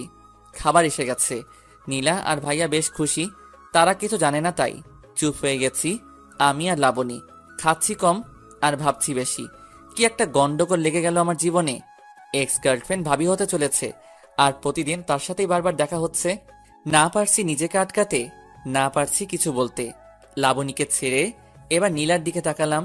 বেশ হাসি খুশি মেয়েটা। মেয়েটার হাসিটা পাগল করার মতো। এই টানে পড়ে থাকতে চাই, আর চাই না পুরনো মায়ায় বন্দি থাকতে। পুরনো মলিন স্মৃতির পাতায় নিজেকে বন্দি রাখতে চাই না। লাবণী তো আমার মনের কথা বুঝেনি আমার ভালোবাসা। তাহলে কেন পড়ে থাকবো তাকে নিয়ে? এখন আমার ইচ্ছা শুধুই তাকে জ্বালানো, আর কিছু না। এখনো এতটাও নীলার মায়ায় পড়িনি, তাই হয়তো পারতেছি না। তবে পারবো, তাকে দেখিয়ে দিব তাকে ছাড়া আমি অচল না। অবশ্য দেখানোর খুব বাকিও নাই, বিয়েটা তো কনফার্ম। হঠাৎ করে ভাইয়া আমাকে বলে উঠল, কিরে খাচ্ছিস না কেন? কই খাচ্ছি তো। বুঝতে পারছি, তোরা থাক। লাবণী চলো আমরা অন্য কোথাও যাই। ওকে চলো। অর্ধ কান্না মিশ্রিত চোখে আমার দিকে তাকালো লাবণী। আমি নীলার হাত চেপে ধরলাম তাকে দেখানোর জন্য। নীলা চোখ বড় বড় করে আমার দিকে তাকালো। আমি আরো শক্ত করে চেপে ধরলাম নীলার হাত। লাবণীর চোখে খুব কষ্ট হচ্ছে নাকি জ্বলছে, যাই হোক, তার চোখে জল দেখে মনটা একটু হলেও শান্তি পেল। জানি না কেন, তবে প্রতিশোধ নিতে আমার খারাপ লাগছে না, পৈশাচিক আনন্দ হচ্ছে। সেও তো করছে, আমার ভালোবাসা ইমোশন সব নিয়ে খেলছে। তখন লাবণী মজা নিছে, এখন না হয় কিছুটা সময় আমিও খেললাম। লাবণী চলে গেছে ভাইয়ার সাথে, আর নীলা হাত ধরে টানাটানি করছে। তাকিয়ে দেখি বেশ শক্ত করে ধরেছি। ইস, কাচের চুড়িটা আর একটু হলে হাতটা কেটে যেত। লাল হয়ে গেছে। তাকিয়ে দেখি নীলার চোখেও জল। মেয়েদের চোখে এত জল কোথায় থেকে আসে কে জানে। ওর চোখে জল দেখে আমি বললাম, সরি, আসলে আমি খেয়াল করিনি। ব্যথা পাইছো তুমি? নীলা মাথা নাড়িয়ে বলল। না, অথচ নীলার চোখ দেখে স্পষ্ট বুঝতে পারছি সে ব্যথা পাইছে। হাতটা আলতো করে ধরলাম। এবার হাতটা কাছে টেনে নিয়ে আলতো করে একটা কিস করলাম। এবার চোখ দিয়ে পানি বেরিয়ে গেছে তার। লজ্জায় মাথা নিচু করে ফেলছে অলরেডি। সত্যি বলতে তার এই লজ্জা মাখা চেহারাটা দেখতে আমার সবচেয়ে বেশি ভালো লাগে। নিজেকে হারিয়ে ফেলতে ইচ্ছে করে নীলার মাঝে। তার চোখের দিকে তাকালে বুঝতে পারি তার চোখে কতটা গভীরতা আছে, যেখানে আমি একবার পড়ে গেলে যখন তখন হারিয়ে যাব। সত্যি কিছু মানুষের চোখ আছে যেগুলা অত্যন্ত গভীর এবং মায়াভরা। একটা মানুষকে বশ করার জন্য শুধু অবাক করা চোখের চাহনি আর মায়াভরা হাসিটাই যথেষ্ট, যা নীলার মধ্যে রয়েছে। পাগল করার মতো চাহনি নীলার। হুট করে নীলা আমাকে বলল, যে কোথায় হারালেন আবার? তোমার চোখে। কি সব বলেন আপনি? বুঝি নাই কিছুই। আমি প্রেমের ভাষায় কথা বলি, আমাকে ভালোবাসো, সব বুঝতে পারবে। ঠিক আছে, শিখিয়ে দেন কিভাবে ভালোবাসতে হয়। শিখাবো? হ্যাঁ, সত্যি শিখাবো? শিখানো। ভেবে বলো, শিখাবো? না, আপনার সাথে থাকলে এমনিতেই শিখে যাব। ও আচ্ছা, তাই নাকি? তাহলে তো সাথে সাথেই থাকা লাগবে। এবার চলুন, সন্ধ্যা হয়ে গেছে, বাসায় যেতে হবে। আচ্ছা আসো। বিল দিতে গিয়ে শুনলাম ভাইয়া বিল দিয়ে গেছে। বাহ, ভালো কাজ করছে, কিছু টাকা বেঁচে গেল। এরপর বাহিরে এসে রিক্সা নিতে গেলাম। ঠিক তখনই নীলা বাধা দিয়ে বলল, রিক্সা লাগবে না হেঁটেই যাব? 1 ঘন্টা সময় লাগবে হাঁটলে। তো চলুন, 1 ঘন্টা হাঁটবো আপনার সাথে, আমার কোনো সমস্যা নেই। আপন মনে হেসে উঠলাম। নীলা মনে হয় প্রেমের ভাষা শেখার চেষ্টা করতেছে। চেষ্টা করতে থাকুক, ক্ষতি কি? ব্যস্ত রাস্তার পাশে হেঁটে চলেছি দুজন। নীলার হাতের সাথে আমার হাতের ছোঁয়া লাগছে বারবার। অনুভব করতেছি তাকে। ভিতরটা কেমন একটা ফিল হচ্ছে, বলে বোঝানো যাবে না। বারবার ছোঁয়া লাগছে কিন্তু হাত ধরছি না। দেখি নীলা কি করে। আমি চাই সে আমার হাতটা ধরুক। এবার হঠাৎ নীলা আমার হাতটা ধরে ফেললো। মাথাটা নিচু করে হাঁটছে নীলা। আমি হাঁটছি উপরের দিকে তাকিয়ে। রাতের আকাশ দেখতেছি আর দুজন হাতে হাত রেখে হাঁটতেছি। সত্যি এভাবে রাতের আধারে প্রিয় মানুষকে সাথে নিয়ে হাতে হাত রেখে পথ চলাটা খুবই সৌভাগ্য মনে করি। আল্লাহ যেন সেই সৌভাগ্যবান ব্যক্তিদের মাঝে আমাকেও রাখেন, সেই কামনা করি। কতক্ষণ হয়েছে জানি না, দুজনে হাঁটতেছি, এখনো হাত ছাড়িনি। নীলা ছাড়িনি, আমিও ছাড়িনি। ব্যাপারটা কিছুটা এরকম, তুমি না ছাড়লে আমিও ছাড়বো না। মেইন রোডটা ছেড়ে এবার বাসার রাস্তায় হাঁটতেছি। নীলা হাঁটতে পারছে না, একটু পরপর দাঁড়িয়ে পড়ছে। বুঝতে পারলাম কষ্ট হচ্ছে হাঁটতে, তাই আমি বললাম, কি হইছে? পায়ে ব্যথা করছে, হাঁটতে পারছি না। রিক্সা নিব? না, তাহলে? কষ্ট হলেও হাঁটবো আপনার সাথে সারাটা রাস্তা। বাকিটা জীবন তো আপনার সাথেই হাঁটতে হবে। এখন থেকেই না হয় শুরু করে দেই। তুমি অলরেডি প্রেমের ভাষা শিখে গেছো। হয়তো, কিন্তু আমি সত্যিই চাই আপনার সাথে সারা জীবনের বাকি রাস্তাটা পার করতে। এবার আর কোনো কথা না বলে নীলাকে কোলে তুলে নিলাম। পুতুলের মতো মেয়েটা বুকে মাথা রেখে চোখ বন্ধ করে চুপচাপ শুয়ে আছে। লজ্জায় কাঁপছে মেয়েটা, কিছুটা ভয়েও। ভয়ে ভয়ে জিজ্ঞেস করলো, এটা কি করলেন? বাকি রাস্তাটা তো আমার সাথে হাঁটবে। এখন যদি পায়ে ব্যথা করে তাহলে বাকি রাস্তা কিভাবে হাঁটবে? তাই একটু সাহায্য করলাম তোমাকে। মানুষ দেখছে তো। এটা মেইন রোড না, আশেপাশে একটাও মানুষ নেই। তারপরও আমার লজ্জা লাগতেছে। আমি হেঁটে যাব, নামিয়ে দিন আমাকে। লজ্জা লাগলে চোখটা বন্ধ করে থাকো। নীলাও চুপ, আমিও চুপ। নিঃশব্দে হেঁটে চলেছি আমি।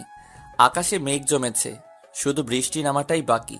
তুমি চাইলে বৃষ্টি, মেঘও ছিল রাজি, অপেক্ষা শুধু বর্ষণের। হঠাৎ ঝুম করে বৃষ্টি নেমে গেলে খারাপ হতো না? আজ হঠাৎ বৃষ্টিটাকে খুব মিস করছি। যদি বৃষ্টি নামতো। মনে মনে প্রার্থনা করতেছি যাতে বৃষ্টি নামে। হঠাৎ মেঘের গর্জনে নীলা আমাকে শক্ত করে জড়িয়ে ধরল। তারপর শুরু হলো বৃষ্টি। আল্লাহকে মনে মনে ধন্যবাদ জানালাম। নীলা মেঘের গর্জন শুনে ভয়ে চুপসে গেছে। সেই সাথে অঝরে বৃষ্টি, দুজনে ভিজে একাকার। ইচ্ছে করছে নীলাকে একটা কিস করি।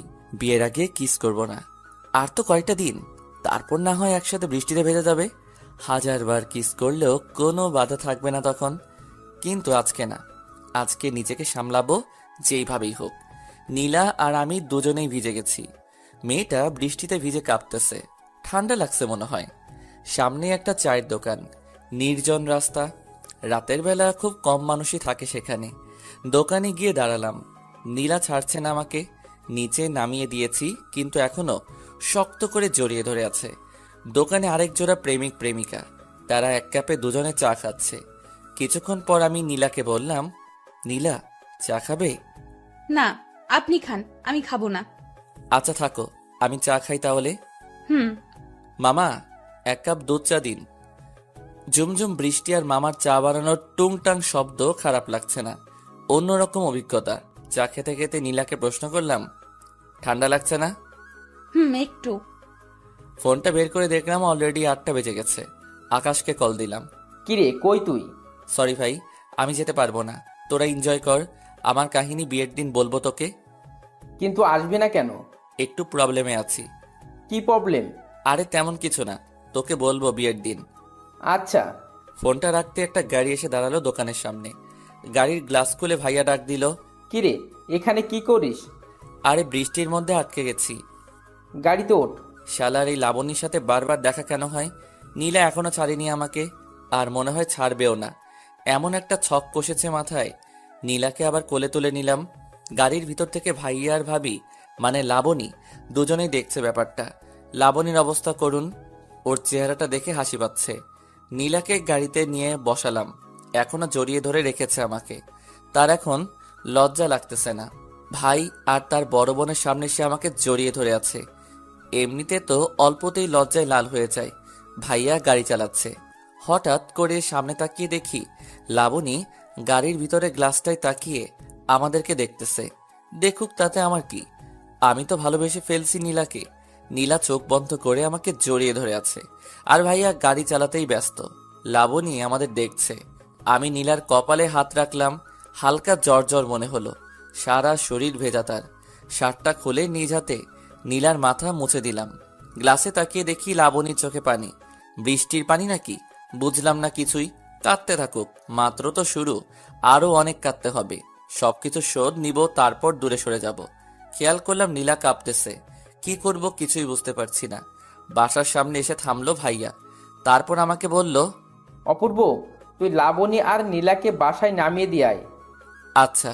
এই কথা বলে ভাইয়া নেমে গেল। আমি নীলার থেকে নিজেকে ছাড়িয়ে সামনে গিয়ে বসলাম।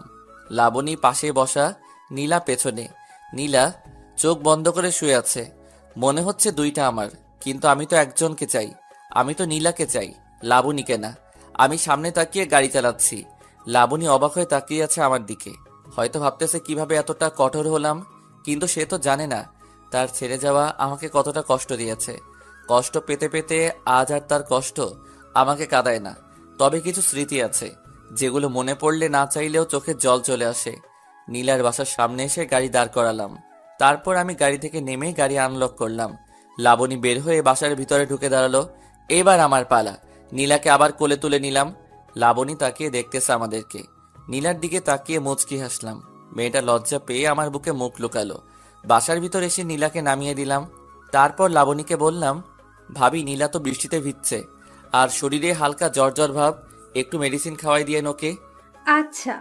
লাবণী দ্রুত ভিতরে ঢুকে গেল। আমিও নীলাকে বিদায় দিয়ে চলে আসলাম।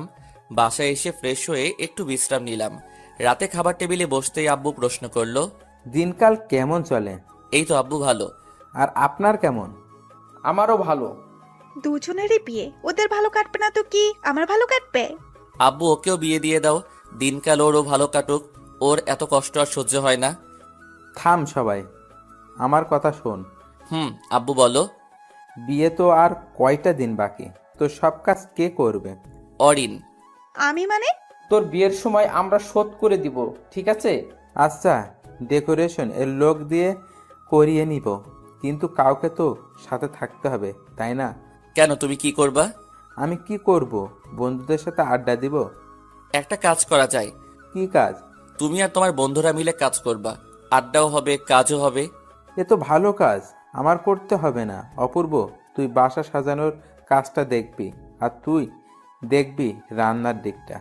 আচ্ছা, এটা কোনো কথা হলো? নিজের বিয়েতে নিজেকেই কাজ করতে হবে? দূর, ভাল লাগে না আর। ভাবছিলাম বিয়ের আগে বউকে নিয়ে সেই মজা করব, সেটা আর হলো না। কি আর করার, কাজে লেগে পড়তে হবে 2 দিন পর থেকে। এরপর খাবার খেয়ে রুমে এসে শুয়ে পড়লাম। পরের দিন সকালবেলা ঘুম থেকে উঠে নীলাকে কল দিলাম। রিং হচ্ছে কিন্তু ধরছে না। আল্লাহই জানে কি হয়েছে আবার। কালকে যেরকম ভিজছে বৃষ্টিতে, জ্বর না আসলেই হলো। 3-4 বার কল দিয়েও কোনো রেসপন্স না পেয়ে উঠে ফ্রেশ হলাম। রুমে এসে দেখি ফোনে 2 বার কল করেছিল নীলা। এবার রিং হওয়ার সাথে সাথেই কল ধরলাম। হ্যালো। কই ছিলেন? এই তো ফ্রেশ হলাম। তুমি কই ছিলে? কল দিছিলাম, ধরনি কেন? আমিও ফ্রেশ হলাম। ওহ, আজকে দেখা করতেই পারবা? পারবো। তোমার জ্বর কমেছে? না, কালকের মতো হালকা, বেশি না। সমস্যা নাই। মেডিসিন নেবা? লাগবো না। যা বলছি করবা। আর দুপুরে নামাজ পড়ে এসে সরাসরি দেখা করব। ঠিক আছে, লেকের ধারে আসবেন? ওকে। বাই। ফোনটা রেখে আবার ঘুম দিলাম, কিন্তু বেশিক্ষণ ঘুমাতে পারলাম না। আম্মু এসে ডেকে গেছে। খাওয়া হয় নাই এখনো, ভালো লাগতেছে না, তাই খাওয়া হয় নাই। ঘড়িতে তাকিয়ে দেখি 12টা 25 বেজে গেছে। আজান দিতেছে, নামাজে যেতে হবে। তাড়াতাড়ি গোসল করে পাঞ্জাবি পরে বের হয়ে গেলাম। নামাজ শেষ করে লেকের ধারে গেলাম। নীলা আসেনি এখনো, বসে আছি একা একা। ক্ষুধা লাগছে প্রচুর। গতকাল রাতে খাইছি, সকাল থেকে কিছু খাওয়া হয়নি। একা একা বসে থাকতে ভালো লাগতেছে না। অপেক্ষা জিনিসটা এত কষ্ট দেয় কেন কে জানে। তবুও ভালো লাগছে নীলাকে নিয়ে রেস্টুরেন্টে যাব। যেই পরিমাণ ক্ষুধা লাগছে তাতে বেশিক্ষণ না খেয়ে থাকলে মরে যাব মনে হয়। আমি ক্ষুধা সহ্য করতে পারি না। বসে বসে পুকুরে ঢিল ছুটতেছি। নীরব পরিবেশ, মানুষ নাই, নাই কোনো কোলাহল। পানিতে ঢিল ছোড়ার সাথে সাথে শব্দ হচ্ছে। হঠাৎ পেছনে তাকিয়ে দূরে নীলাকে দেখলাম। নীলাকে দেখে নিজের অজান্তেই মুখে হাসি ফুটে উঠল। নীলা আমার পাশে এসে বসলো, হাতে একটা ব্যাগ। জানি না কি আছে ব্যাগের ভিতর। আমার কাছেও একটা জিনিস আছে, গাছের পাশে লুকাই রাখছি। পাঞ্জাবির পকেট নাই। কিছুক্ষণ পর নীলা আমাকে বলে উঠল, পাঞ্জাবিতে আপনাকে ভালো লাগতেছে। তোমাকে শাড়িতে ভালো লাগে। আপনার জন্য একটা জিনিস আনছি। সেটা তো দেখতেই পাচ্ছি, কিন্তু জিনিসটা কি? চোখ বন্ধ করেন। মেরে ফেলবা নাকি? আপনি চোখ বন্ধ করেন, নয়তো দিব না। আচ্ছা ঠিক আছে, বন্ধ করলাম। নাকে বিরিয়ানির গন্ধ পাইতেছি। কৌতূহল কাটিয়ে চোখ খুলে ফেললাম। যা ভাবছি তাই, নীলা বিরিয়ানি রান্না করে আনছে। এরপর আমি বললাম, তুমি কেমনে জানলে বিরিয়ানি আমার প্রিয়? আমি জানি তো, আপুকে জিজ্ঞেস করেছিলাম কি রান্না করব, সে বলল বিরিয়ানি, তাই আর কি রান্না করলাম। লাবণী তো জানে আমার বিরিয়ানি পছন্দ। কত শতবার তার সাথে বসে বিরিয়ানি খাইছি, আজকে তার ছোট বোনের সাথে বসে খাবো। এরপর নীলা আমাকে বলে উঠল, নেন খান। আমি খেতে পারবো না। কেন? তুমি খাইয়ে দিবা। আমি পারবো না। তাহলে আমিও খাবো না। ঠিক আছে, হা করুন। নীলা আমাকে খাইয়ে দিতে শুরু করলো। বিরিয়ানি মুখে দিতেই বুঝলাম এটা লাবণী রান্না করছে। তার হাতের রান্না অনেকবার খাইছি আমি। বিরিয়ানিতে সেই ঝাল বেশি দিবে, আর যখন প্যাকেট করার সময় লেবুর রস দিয়ে অনেকটা টক বানিয়ে ফেলবে। এই স্বাদটা কখনো ভোলা যাবে না। নীলা হেল্প করছে রান্না করতে, কিন্তু ঝাল আর লেবুর রসটা নীলিমা দিচ্ছে। অদ্ভুত একটা স্বাদ, চোখে পানি চলে আসছে। অনেক দিন পর লাবণীর হাতের বিরিয়ানি খেলাম আবার। নীলা আমার দিকে তাকিয়ে বলল, আপনার কি ঝাল লাগছে? পানি আনছো? হ্যাঁ, এই নিন। বোতলটা এগিয়ে দিল নীলা। ধরা পড়ে যাওয়ার আগে নিজেকে সামনে নিলাম। বারবার কেন লাবণীর কথাই মনে পড়ে? নীলাকে তো ভালোবাসি, তাহলে লাবণীর স্মৃতি কেন কাঁদায়? উত্তরটা আমার অজানা নয়, তবুও বারবার বোকার মতো নিজেকেই প্রশ্ন করে বসি। উত্তর তো এটাই হবে যে কিছু মানুষ আছে যাদেরকে একটা সময় অনেক ভালোবাসা হয়, কিন্তু মানুষটা বোঝে না। তখন আমরা অনেক কষ্ট পাই। আস্তে আস্তে কষ্টের মাত্রাটা কমে আসে। আমরাও একা পথ চলতে শিখে যাই। বুঝতে পারি ওপাশের মানুষটা আমাকে চায় না, তাহলে কেন বারবার তার পিছনে ছুটবো? তাকে ভেবে কেন কষ্ট পাবো? এইভাবে একটা সময় আমাদের ভিতর আর তার প্রতি কোনো ফিলিংস থাকে না, আর কান্না পায় না তার কথা মনে হলে, বরং হাসি পাই। নিজেকে অনেক বোকা মনে হয়। নিজের কর্মকাণ্ডগুলো, নিজের পাগলামির কথা মনে পড়ে, তখন সত্যি আমরা হাসি। কারণ তখন আমরা নিজেদের নিয়ে ভাবতে শিখে গেছি, বাঁচতে শিখে গেছি একা একা। বাইরে বাইরে আমরা অনেক হ্যাপি, হয়তো ভিতরেও তবে অনেকটা মৃত মানুষের মতো হয়ে যাই। আমরা হাসি, খেলি, বন্ধুদের সাথে ঘুরতে যাই, পার্টি করি, সারাদিন আমরা সব করি, কিন্তু রাত হলে না, সেই মানুষটার কিছু স্মৃতি চোখের সামনে ভেসে ওঠে। তখন কান্না পায় না, দীর্ঘশ্বাস উঠে আসে। ঠিক তখন নিজেকে কি বোঝায় জানেন? আজকে অনেক ক্লান্ত লাগতেছে, ঘুমিয়ে পড়ি। এইভাবেই চলে যায় দিন। কিন্তু এমনও কিছু স্মৃতি আছে যেগুলো মানুষকে কাঁদায়। ঠিক সেই স্মৃতিগুলোর মধ্যে এটা একটা। তাই আমি কাঁদি, তাই তার কথা বারবার মনে পড়ে। হুট করে নীলা আমাকে বলে উঠল, কি ব্যাপার, খাচ্ছেন না কেন? কই, খাইতেছি তো। সেই কখন থেকে দেখতেছি ভাবতেছেন। কি ভাবেন এত? ভাবতেছি কবে এই মেয়েটাকে নিয়ে একসাথে থাকবো, দুজনে মিলে রান্না করব, তারপর খাবো।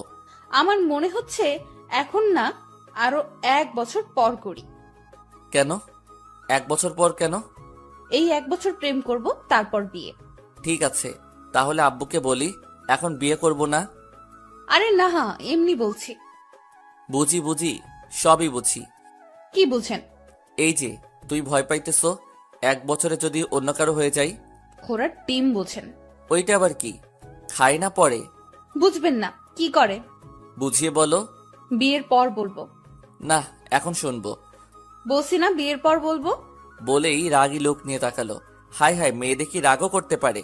রাগলে তো দারুণ লাগে নীলাকে। চোখগুলো গোল আলুর মতো হয়ে যায়, বাচ্চাদের মতো লাগে। এরপর আমি নীলাকে বললাম, তুমি রাগও করতে পারো? আমি কি এলিয়েন যে রাগ করতে পারবো না? না, আসলে আমি ভাবছিলাম তুমি রাগ করতে পারো না। শোনেন, আমি অনেক রাগী, ঠিক আছে? বিয়ের পর দেখিয়েন। আচ্ছা, দেখা যাবে কত রাগ আছে তোমার। আচ্ছা, এবার সরুন। ঘেসতে ঘেসতে তো একদম কাছে চলে এসেছেন। তো আমার বউয়ের আমি কাছে আসবো না? শুনেন, এখনো বিয়ে হয় নাই, ঠিক আছে? আচ্ছা ঠিক আছে, হয় নাই, হবে তো, তাই না? আগে হোক, তারপর কাছে আইসেন। বাহ, কালকে তো এমন ভাবে জড়িয়ে ধরেছিলা যেন আমাদের 5-7 বার বিয়ে হয়েছে, আর আজকে তো চিনতেই পারছো না। আরে কালকের কথা বাদ, ভয় পাইছিলাম তাই ছাড়িনি। না হলে আপনার মতো বান্দরকে কে জড়িয়ে ধরবে? কি আমি বান্দর? না তো কি, দেখেন হাত ধরে ফেলছেন। আচ্ছা ঠিক আছে, ছাড়লাম, যাও, আর ধরবো না। হুম। আমি একটু দূরে সরে বসলাম। এবার নীলা ঘেঁষতে লাগলো, তাই আমি বললাম, কি ব্যাপার, এদিকে আসতেছো কেন? এমনি, ওখানে রোদ, তাই এদিকে আসলাম। নীলা, একটা জিনিস দেখাবো, দেখবা? কি? ওই যে দেখো মাকড়সা। নীলা চিৎকার করে উঠেই আমার দিকে আসলো। ওকে দেখে আমিও উঠে দৌড় দিলাম। নীলা আমার পেছনে দৌড়াইতেছে আর চিৎকার করতেছে। আমি ভাবলাম আমি কেন দৌড়াইতেছি। আমি দাঁড়াতেই নীলা এসে জড়িয়ে ধরলো। তারপর আমি বললাম, নীলা ছাড়ো আমাকে। না, মাকড়সা। আমাদের তো এখনো বিয়েই হয় নাই, জড়িয়ে কেন ধরছো? হয় নাই, হবে তো, তাই না? আগে হোক তারপর ধইর। প্লিজ, আমি ভয় পাই মাকড়সাকে। আরে মাকড়সা নাই তো, আমি এমনি বলছি। না, আছে। আরে দেখো নাই। তার মানে আপনি মিথ্যা বলে আমাকে ভয় দেখাইছেন? মাঝে মাঝে একটু একটু মিথ্যা বললে কিছু হয় না। আপনি থাকেন, আমি গেলাম। আরে ওষুধগুলো নিয়ে যাও। নীলা ওষুধগুলো নিয়ে দ্রুত হেঁটে চলে গেল। পেছন থেকে তার চলে যাওয়া দেখতে লাগলাম। বেশ রাগী মেয়েটা। প্রথমে তো ভাবছিলাম শান্তশিষ্ট ভদ্র একটা মেয়ে, এখন তো দেখি পুরা উল্টা, রাগের ডিব্বা একটা। আমি একটা রিক্সা নিয়ে নীলার পিছনে পিছনে যেতে লাগলাম। মামাকে বললাম আস্তে চালাতে। মামাও বুঝে ফেললো ব্যাপারটা, আস্তে আস্তে রিক্সা চালাতে লাগলো। নীলা একটু পর পর পিছনে তাকিয়ে দেখছে। আমি বললাম, এই যে মিস, রিক্সায় ওঠেন। এভাবে আর কতক্ষণ হাঁটবেন? আপনার সাথে যাব না আমি, আপনি একাই যান। সত্যি যাবে না? না। এই মামা, জোরে টানো তো, একাই যাব। হঠাৎ নীলা রিকশায় উঠে বসলো, মাঝখানে ব্যাগ দিয়ে রাখছে। দুবার ব্যাগ সরানোর চেষ্টা করলাম, কিন্তু সফল হতে পারিনি। প্রতিবার হাত সরিয়ে দিছে। বুঝলাম রাগ করছে। এখন রাগ কিভাবে ভাঙাবো, দেখি হাত ধরে রাগ ভাঙে কিনা। নীলার হাত ধরতেই ঝটকা মারলো। এরপর আমি নীলাকে বললাম, এরকম কেন করতেছো? তো কিরকম করব? এই সামান্য বিষয় নিয়ে এই রিয়েক্ট? ওকে মামা, রিক্সা থামাও। রিক্সা থেকে নেমে ভাড়াটা দিয়ে বললাম, উনি যেখানে যেতে চাই সেখানে নামিয়ে দিও। বলেই সামনের গলি দিয়ে হাঁটতে লাগলাম। সন্ধ্যা হয়ে গেছে। বাসায় আসতে আসতে বাসায় এসে ফোনটা অফ করলাম। রাগ হইতেছে প্রচুর। সামান্য বিষয় নিয়ে কেউ এত রিয়েক্ট করে? যাই হোক, 2 দিন আর ফোন অন করব না। সারা রাত ফোনটা বন্ধ করে রাখলাম। পরের দিন ঘুম থেকে উঠে ফোন অন করে দেখি অনেকগুলো মিসড কল। নীলা কল দিয়েছিল, এর মধ্যে আবার লাবণীর কলও আছে দেখতেছি। লাবণীর নাম্বারে কল ব্যাক করলাম। একটু পর কলটা রিসিভ করল আর বলল, হ্যালো। হ্যাঁ কল দিছিলেন? হুম। কেন? এমনি একটা কথা বলার ছিল। কি কথা বলেন? আসলে আমি চাই না তুমি নীলাকে বিয়ে করো। কেন? জানি না, আমি মেনে নিতে পারছি না তোমাদের। তুমি প্লিজ বিয়েটা করবে না? তুমিও তো আমার ভাইকে বিয়ে করতেছো, আমি কি কিছু বলছি? দেখো সবকিছু ফাইনাল, আর আমিও নীলাকে ভালোবাসি আর ওকেই বিয়ে করব। কিন্তু অপূর্ব, আমি তুমি আমার ভাবি। অপূর্ব, মাফ করা যায় না আমাকে? কিসের জন্য? তোমাকে কষ্ট দিয়েছিলাম এই জন্য। ভাবি, এটা কোনো কথা বললেন? সে কবে কি হয়েছে সেটা নিয়ে এখনো পড়ে আছেন? আমি ওইসব ভুলে গেছি অনেক আগেই। তুমি বিয়েটা করো না প্লিজ। ফোন রাখুন, নীলা কল দিতেছে। কলটা কেটে দিলাম আর লাবণীর নাম্বারটা ব্লক লিস্টে রেখে দিলাম। ও এরকম করলে হয়তো সত্যি বিয়েটা করা হবে না, রিস্ক নিতে চাই না কোনো। এরপর নীলাকে কল দিলাম। কি হয়েছে, কল দিয়েছো কেন? ফোন বন্ধ ছিল কেন? চার্জ ছিল না। মিথ্যে কথা। মিথ্যা কেন বলবো? কারণ রাগ করে আছেন তাই। রাগ তো তুমি করে আছো, আমি না। হ্যাঁ, আমি রাগ করেছিলাম, কিন্তু পরে আবার আপনি রাগ করেছেন। তো কল দিছো কেন ওইটা বলো। ভালোবাসি তাই। কালকে মামার সামনে রিক্সায় বুঝিয়ে দিছো কতটা ভালোবাসো। আরে তখন তো রেগেছিলাম তাই। ভালো করছো। আচ্ছা রাখি, আমি পরে কথা হবে। না, এখন কথা বলবো। ব্রাশ করব। পরে। আগে ভালোবাসি বলবেন তারপর। পারবো না। তার মানে আপনি আমাকে ভালোবাসেন না? জানি না। ঠিক আছে, জান রাখেন, কথা বলতে হবে না, বাই। ভালোবাসি। কাকে? আপনাকে। কি? আপনার মাথা। শুনো, আজকে রাতে তোমার বাসায় যাব আমি। কেন? একটা কাজ আছে। কি কাজ? যখন যাব তখন দেখে নিও। না, এখন বলতে হবে। আরে বলা যাবে না এখন, সারপ্রাইজ হিসেবে থাকুক। তো কখন আসবেন? সবাই যখন ঘুমাতে যাবে তখন। কেন? সবাই ঘুমানোর পর কেন? বুঝো না কেন? না, কেন বলেন? সারাদিন আর কথা হবে না, যা হওয়ার রাতে। বাই, রাখলাম। ফোনটা কেটে দিয়ে অফ করে ফেললাম। একটু ভয় ভয় থাকুক, দেখুক কেমন লাগে, বাকিটা রাতে হবে। সারাদিন ফোন বন্ধ করে রাখলাম, রাখি একটু চিন্তায়। তারপর হুট করে সারপ্রাইজটা দিয়ে দিব। সন্ধ্যা হতে সব অ্যারেঞ্জমেন্ট করে ফেললাম। তারপর আস্তে আস্তে পা বাড়ালাম নীলার বাসার দিকে। ওর বাসার সবাই জানে যে এসব আমি করছি, ওরাও হেল্প করছে। শুধু নীলা জানে না। আমি নীলার বাসায় গিয়ে চুপ করে ওর রুমের ভিতর ঢুকে পড়লাম। গিয়ে লুকিয়ে পড়লাম ওর খাটের নিচে। কি করব, আর কোনো জায়গা নাই লুকানোর মতো। 8টা বেজে গেছে, নীলা আসেনি এখনো। কিছুক্ষণ পর নীলা আসলো, এসে বিছানায় বসলো। আমি চুপচাপ বসে আছি, নড়াচড়া করলাম না। নীলা বারবার জানালার দিকে যাচ্ছে, আবার বিছানায় আসছে। বিছানার নিচে এত কামড়ে সব লাল বানায় দিল। তারপরেও দাঁত চেপে বসে আছি। ওখানে কতক্ষণ ছিলাম মনে নেই। হঠাৎ ঘুমিয়ে গেলাম। ঘুম ভাঙতে দেখি লাইট অফ। ফোনের দিকে তাকিয়ে দেখি 11টা 49 বাজে, আর নীলার কল আসছিল অনেকগুলো। ভাগ্যিস ফোনটা সাইলেন্ট করা ছিল, নইলে ধরা খেয়ে যেতাম। আস্তে আস্তে খাটের নিচ থেকে বের হয়ে আসলাম। ডিম লাইটের আলোয় মেয়েটা ঘুমাচ্ছে। আমি লাইটটা অফ করে দিলাম। তারপর জানালার পর্দাটা সরিয়ে দিতেই চাঁদের আলো এসে পড়ল নীলার মুখের উপর। কেমন যেন নীল সাদা একটা আবরণ। অদ্ভুত সুন্দর লাগছে নীলাকে। আমি ওর পাশে বসে এমন মায়াভরা একটা মুখ দেখতে পারবো ভাবিনি কখনো। আমার জন্য এটা উপরই পাওয়া। ফোনের দিকে আবার তাকালাম, দেখে 11টা 56 বাজে। না, আর দেরি করা উচিত হবে না। নীলা গভীর ঘুমে আছে। আরো একটু সতর্কতার জন্য আরেকটু চেক করে নিলাম, না সত্যিই ঘুমিয়ে গেছে। নীলাকে কোলে তুলে নিলাম। আস্তে আস্তে মেয়েটা নড়ে উঠল। এত কম ওজন হবে ভাবিনি। খুব সহজেই কোলে তুলে ফেললাম। ভালো হয়েছে, বিয়ের পর যখন কোলে নিব তখন আর প্রবলেম হবে না। নীলাকে নিয়ে ছাদে উঠলাম। লাবণী ছাড়া সবাই ছাদে আছে। নীলাকে নিয়ে এই অবস্থায় গিয়ে বেশ লজ্জার মধ্যে পড়ে গেলাম। আমি ভাবছিলাম এখনো কেউ আসেনি, কিন্তু এখানে তো সবাই আছে। দূর, কি যে করি না আমি। এরপর আমি বললাম, আসলে ও ঘুমিয়ে আছে তো তাই। ঠিক আছে, সমস্যা নেই। ওর রাত 12টা 1 বাজতেই সবাই চিৎকার দিয়ে বলে উঠল, হ্যাপি বার্থডে প্রিন্সেস নীলা। মেয়েটা ভয় পেয়ে আমাকে জড়িয়ে ধরে আছে। আমি কি করব বুঝতে পারছি না। অবস্থা স্বাভাবিক হতেই নীলা আমাকে ছেড়ে দিল, তারপর কেক কাটলো। এরপর আমি বললাম, ভাবিকে দেখছি না যে? মাথা ব্যথা করতেছে তাই ঘুমিয়ে গেছে, ওকে আর ডাকিনি। ও, কিছুক্ষণ পর সবাই চলে গেল, শুধু আমি আর নীলা আছি। নীলা দৌড়ে এসে আমাকে জড়িয়ে ধরলো, তারপর মারতে লাগলো আমাকে। নীলার এমন কাণ্ড দেখে আমি বললাম, এ কি, মারছো কেন? তো কি করব, আপনি অনেক পচা। আমি আবার কি করলাম? জানেন কতটা টেনশনে ছিলাম। আর আব্বুর সামনে এসব কি? কোন সব? ওই যে কোলে করে আনলেন কেন? তুমি কিভাবে জানলে? ওয়েট, তুমি কি জেগেছিলে? জেগেছিলাম। যখন কোলে তুললেন তখন ঘুম ভেঙে গেছিল। তার মানে তুমিও খেলছো? তো আপনি এত সব করলেন, আমি কি শুধু চুপ করে শুয়ে থাকতে পারবো না? আর আমার তো ভালোই লাগছিল। মানে কি? দাঁড়াও, দেখাচ্ছি মজা। আলতো করে নীলার হাত ধরলাম। নীলা কেমন শিউরে উঠল। জোরে একটা টান দিতেই নীলা আমার কাছে চলে আসলো, অনেকটা কাছে।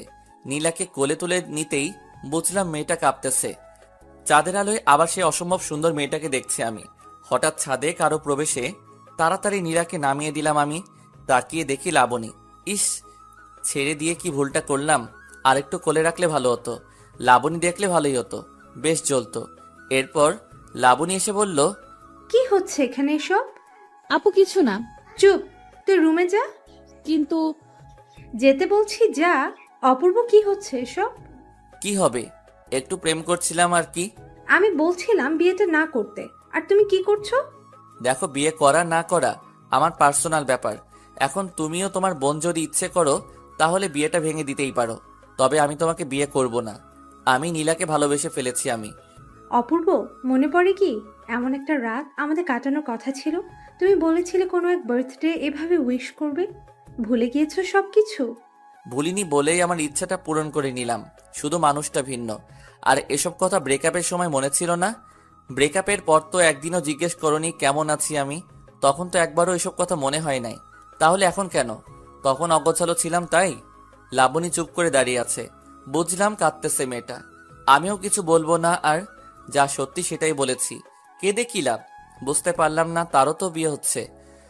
আমার জ্বলে না, তাহলে তার কেন জ্বলে? বুঝি না এমন কেন মেয়েরা। লাবণীর ওপর আমার খুব রাগ আর বিরক্ত লাগতেছে, তাই ছাদের কোণে গিয়ে একটা সিগারেট ধরালাম। লাবণীর এতেও জ্বলে, প্রশ্ন করে উঠল, সিগারেট কেন খাচ্ছ? এমনি। এর কারণও কি তোমাকে বলতে হবে নাকি? না, এমনি জিজ্ঞেস করলাম।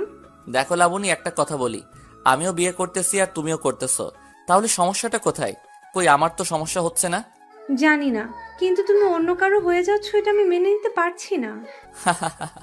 তুমি তো বারবার অন্য কারো হয়ে গেছো, আমি কি বলেছি কিছু? অপূর্ব, পুরনো কথা কেন টানছো? কারণ তুমি মনে করিয়ে দিচ্ছ তাই। তোমার প্রত্যেকটা কথা বিষের মতো লাগে আমার। যাই বলো, সেই পুরনো কথাই মনে পড়ে যায়। তুমি প্লিজ আর আমাকে কিছু বলো না। তুমিও বিয়ে করো, আমিও করি। পুরনো সব শেষ এখানেই। আগে যা হয়েছে সব ভুলে যাও, নতুন করে শুরু করো। অপূর্ব, তুমি এসব কি বলছো? যা সত্যি তাই বলছি। আমি আসি এখন। আমি ছাদ থেকে নেমে আসতেই লাবণী কেঁদে উঠল। নিজের ভুলের জন্যই হারিয়ে ফেলছে আজ আমাকে। আজ তার চোখের সামনে অন্য মেয়ের সাথে প্রেম করে বেড়াচ্ছি, আর বিয়েটাও তাকেই করব। সবচেয়ে বড় কথা হলো মেয়েটা তারই বোন। মেনে নিতে কষ্ট তো হবেই, আমিও এটাই চাই। আর জ্বলুক, জ্বলতে জ্বলতে পুড়ে যাক তার হৃদয়, যেমনটা আমার পুড়েছে। নিচে নামতেই নীলা আমার হাত ধরে ফেললো আর বলল, আপু কি বললো? বলল যে রোমান্স একটু কম করতে। ছি, কি বলেন এসব? সত্যি ভাবি, আমার বেশ ভালো। যান এবার গিয়ে শুয়ে পড়ুন। কোথায় শুভ? তোমার রুমে? না, সামনের রুমে। আজকে তোমার সাথে থাকবো। বিয়ের পর থাকেন, এখন যান। নীলা কিছুটা ধাক্কা দিয়ে রুমে পাঠিয়ে দিল আমাকে। দরজা বন্ধ করার আগে বললাম, নীলা, একটা পাপ্পি দিয়ে যাও। হবে না। একটা দিবা শুধু? আমি পারবো না। তাহলে আমি করব। না, করতেছি। নীলা আমার ঠোঁটের উপর হাত রেখে একটা কিস করে দৌড়ে পালালো। কি দুষ্টু মেয়ে রে বাবা, একটা কিস করতে বলছি আর কি কিস করলো। এসব বুদ্ধি হুট করে কিভাবে আসে বুঝি না। মেয়েটার সাথে যতই সময় কাটাচ্ছি ততই তার মায়ায় জড়িয়ে যাচ্ছি, তার কাজগুলো মনে রাখার মতোই। আমিও বা কম কিসে, একসাথে দুইটা মেয়েকে হ্যান্ডেল করতে হচ্ছে। লাবণীর কথা উঠে আসতেই বুকের ভিতর চিনচিনে ব্যথা করলো। মনে পড়ে গেল সেই স্মৃতিগুলো, যেগুলো নীলার সাথে কখনো হবে না। এমন কিছু জিনিস আছে যেটা নীলা কখনো করতে পারবে না। প্রত্যেকটা মানুষের আলাদা আলাদা বিশেষত্ব থাকে, যেটা অন্য মানুষের মাঝে থাকে না। তেমনি লাবণীর অনেক জিনিস ছিল যা নীলার মধ্যে নেই। এত কিছু না ভেবে ঘুমিয়ে পড়লাম। ভোর হতেই বাসা থেকে বের হয়ে আসলাম। বিয়ের আগে শ্বশুর বাড়িতে থাকার কথা মানুষ শুনলে খারাপ বলবে, তাই সকাল 8টা বাজতেই নীলা কল দিল। কই আপনি এখন? বাসায়। কেন? চলে গেলেন কেন? আরে বিয়ের আগে শ্বশুর বাড়ি থাকলে মানুষ কি ভাববে, তাই চলে আসলাম। আমি খিচুড়ি রান্না করতে চাইছিলাম আপনার জন্য, আর আপনি চলে আসলেন। এক কাজ করো, তুমি রান্না করে নিয়ে আসো। আজকে তো বের হতেই হবে, শপিং করতে হবে না? আর 2 দিন পর বিয়ে। আচ্ছা ঠিক আছে। মেয়ে মানুষ এত সহজে কান্না করে কিভাবে? এই জন্যই হয়তো ছলনা করতে পারে। চোখের জল তাদের অস্ত্র, খুব সহজে বিশ্বাস করার জন্য এই চোখের পানি যথেষ্ট, আর কিছু লাগে না। যাই হোক, অবশেষে ফ্রেশ হয়ে খাওয়া দাওয়া করলাম। বাড়িতে প্রচুর ব্যস্ততা, বাড়ি সাজানো হচ্ছে, ডেকোরেশনের লোক এসেছে আজকে। হই হুল্লোড় চিৎকার চেঁচামেচিতে পুরো বাড়ি মাথায় উঠেছে। খাওয়া দাওয়া শেষ করে গাড়ি নিয়ে বের হয়ে পড়লাম আমি আর ভাইয়া। সব শপিং আজকে শেষ করতে হবে, এরপর আর সময় কই। দুজনে বের হয়ে পড়লাম। বাসার সামনে থেকে লাবণী আর নীলাকে নিয়ে নিলাম। সামনে ভাইয়া আর ভাবি, পিছনে আমি আর নীলা। নীলা খিচুড়ি নিয়ে আসছে। নীলা খিচুড়ির টিফিন বের করতেই মাথায় দুষ্ট বুদ্ধি চাপলো।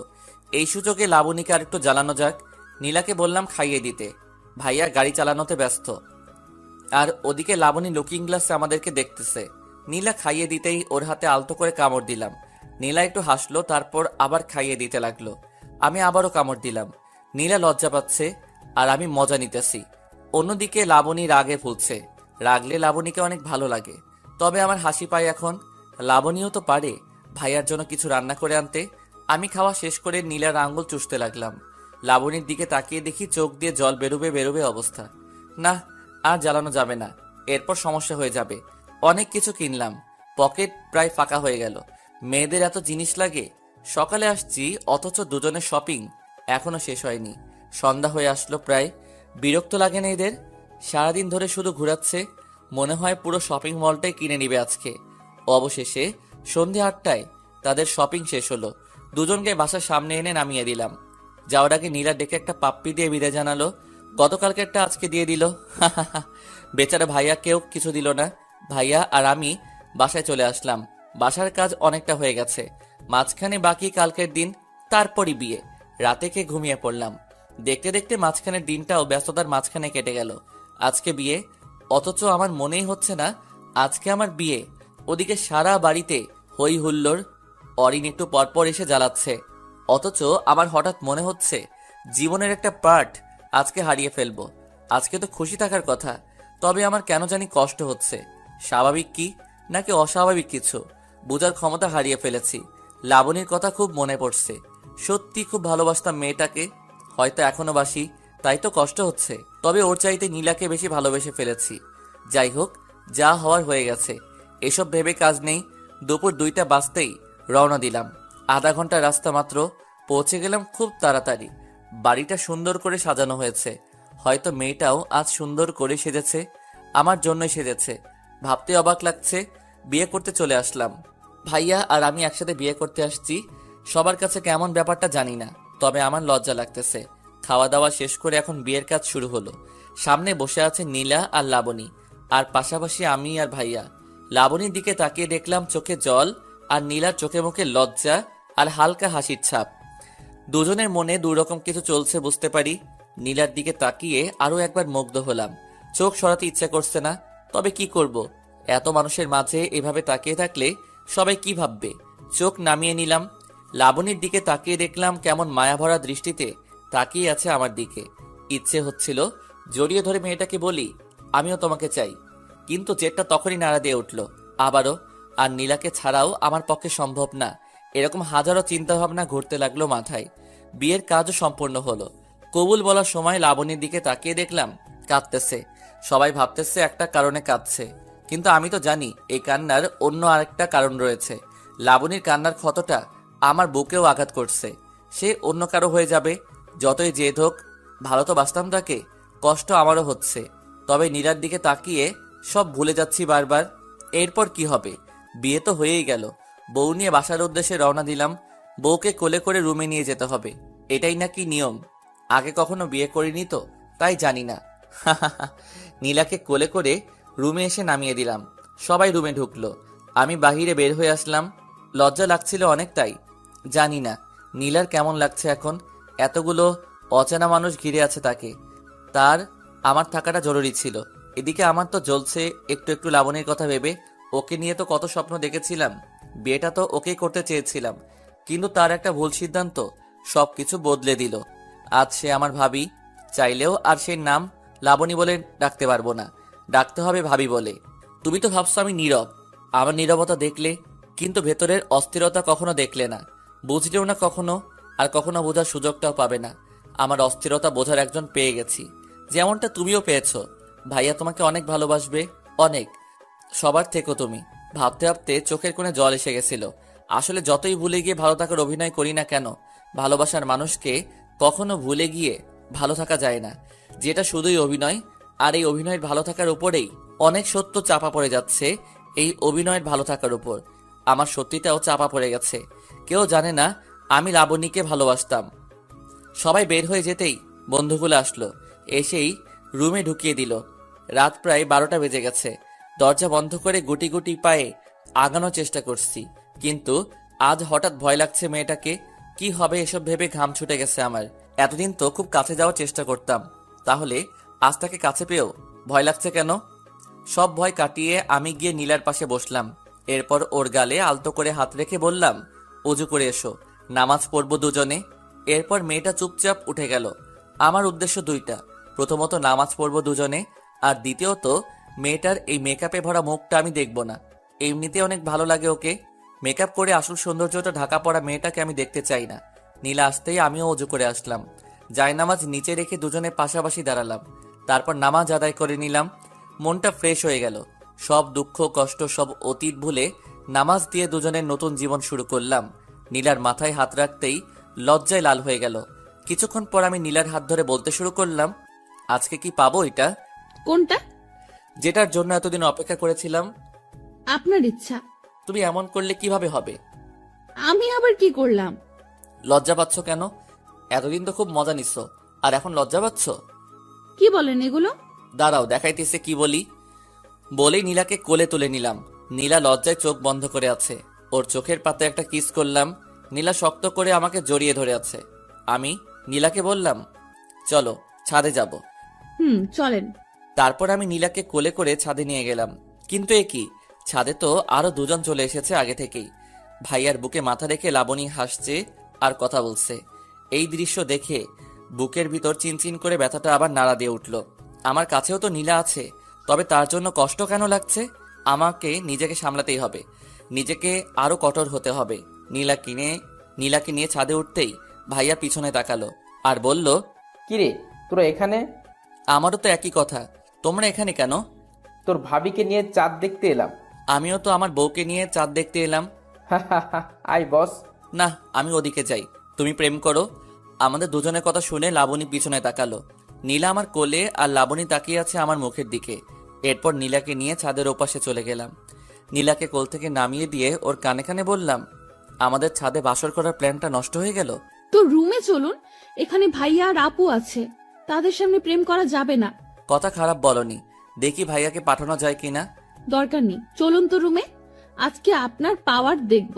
খুব তো বলতেন। কি বলতাম? কিছু না, চলুন তো। এবার নীলা এক প্রকার টেনে হিচড়ে আমাকে রুমে নিয়ে আসলো। লাবণী 1 সেকেন্ডের জন্য নজর সরায়নি আমার দিক থেকে। মেয়েটার অনেক জ্বলছে হয়তো। তারপর রুমে এসে আমি নীলাকে বললাম, নীলা একটা কথা বলবো। বলো, কি বলবে?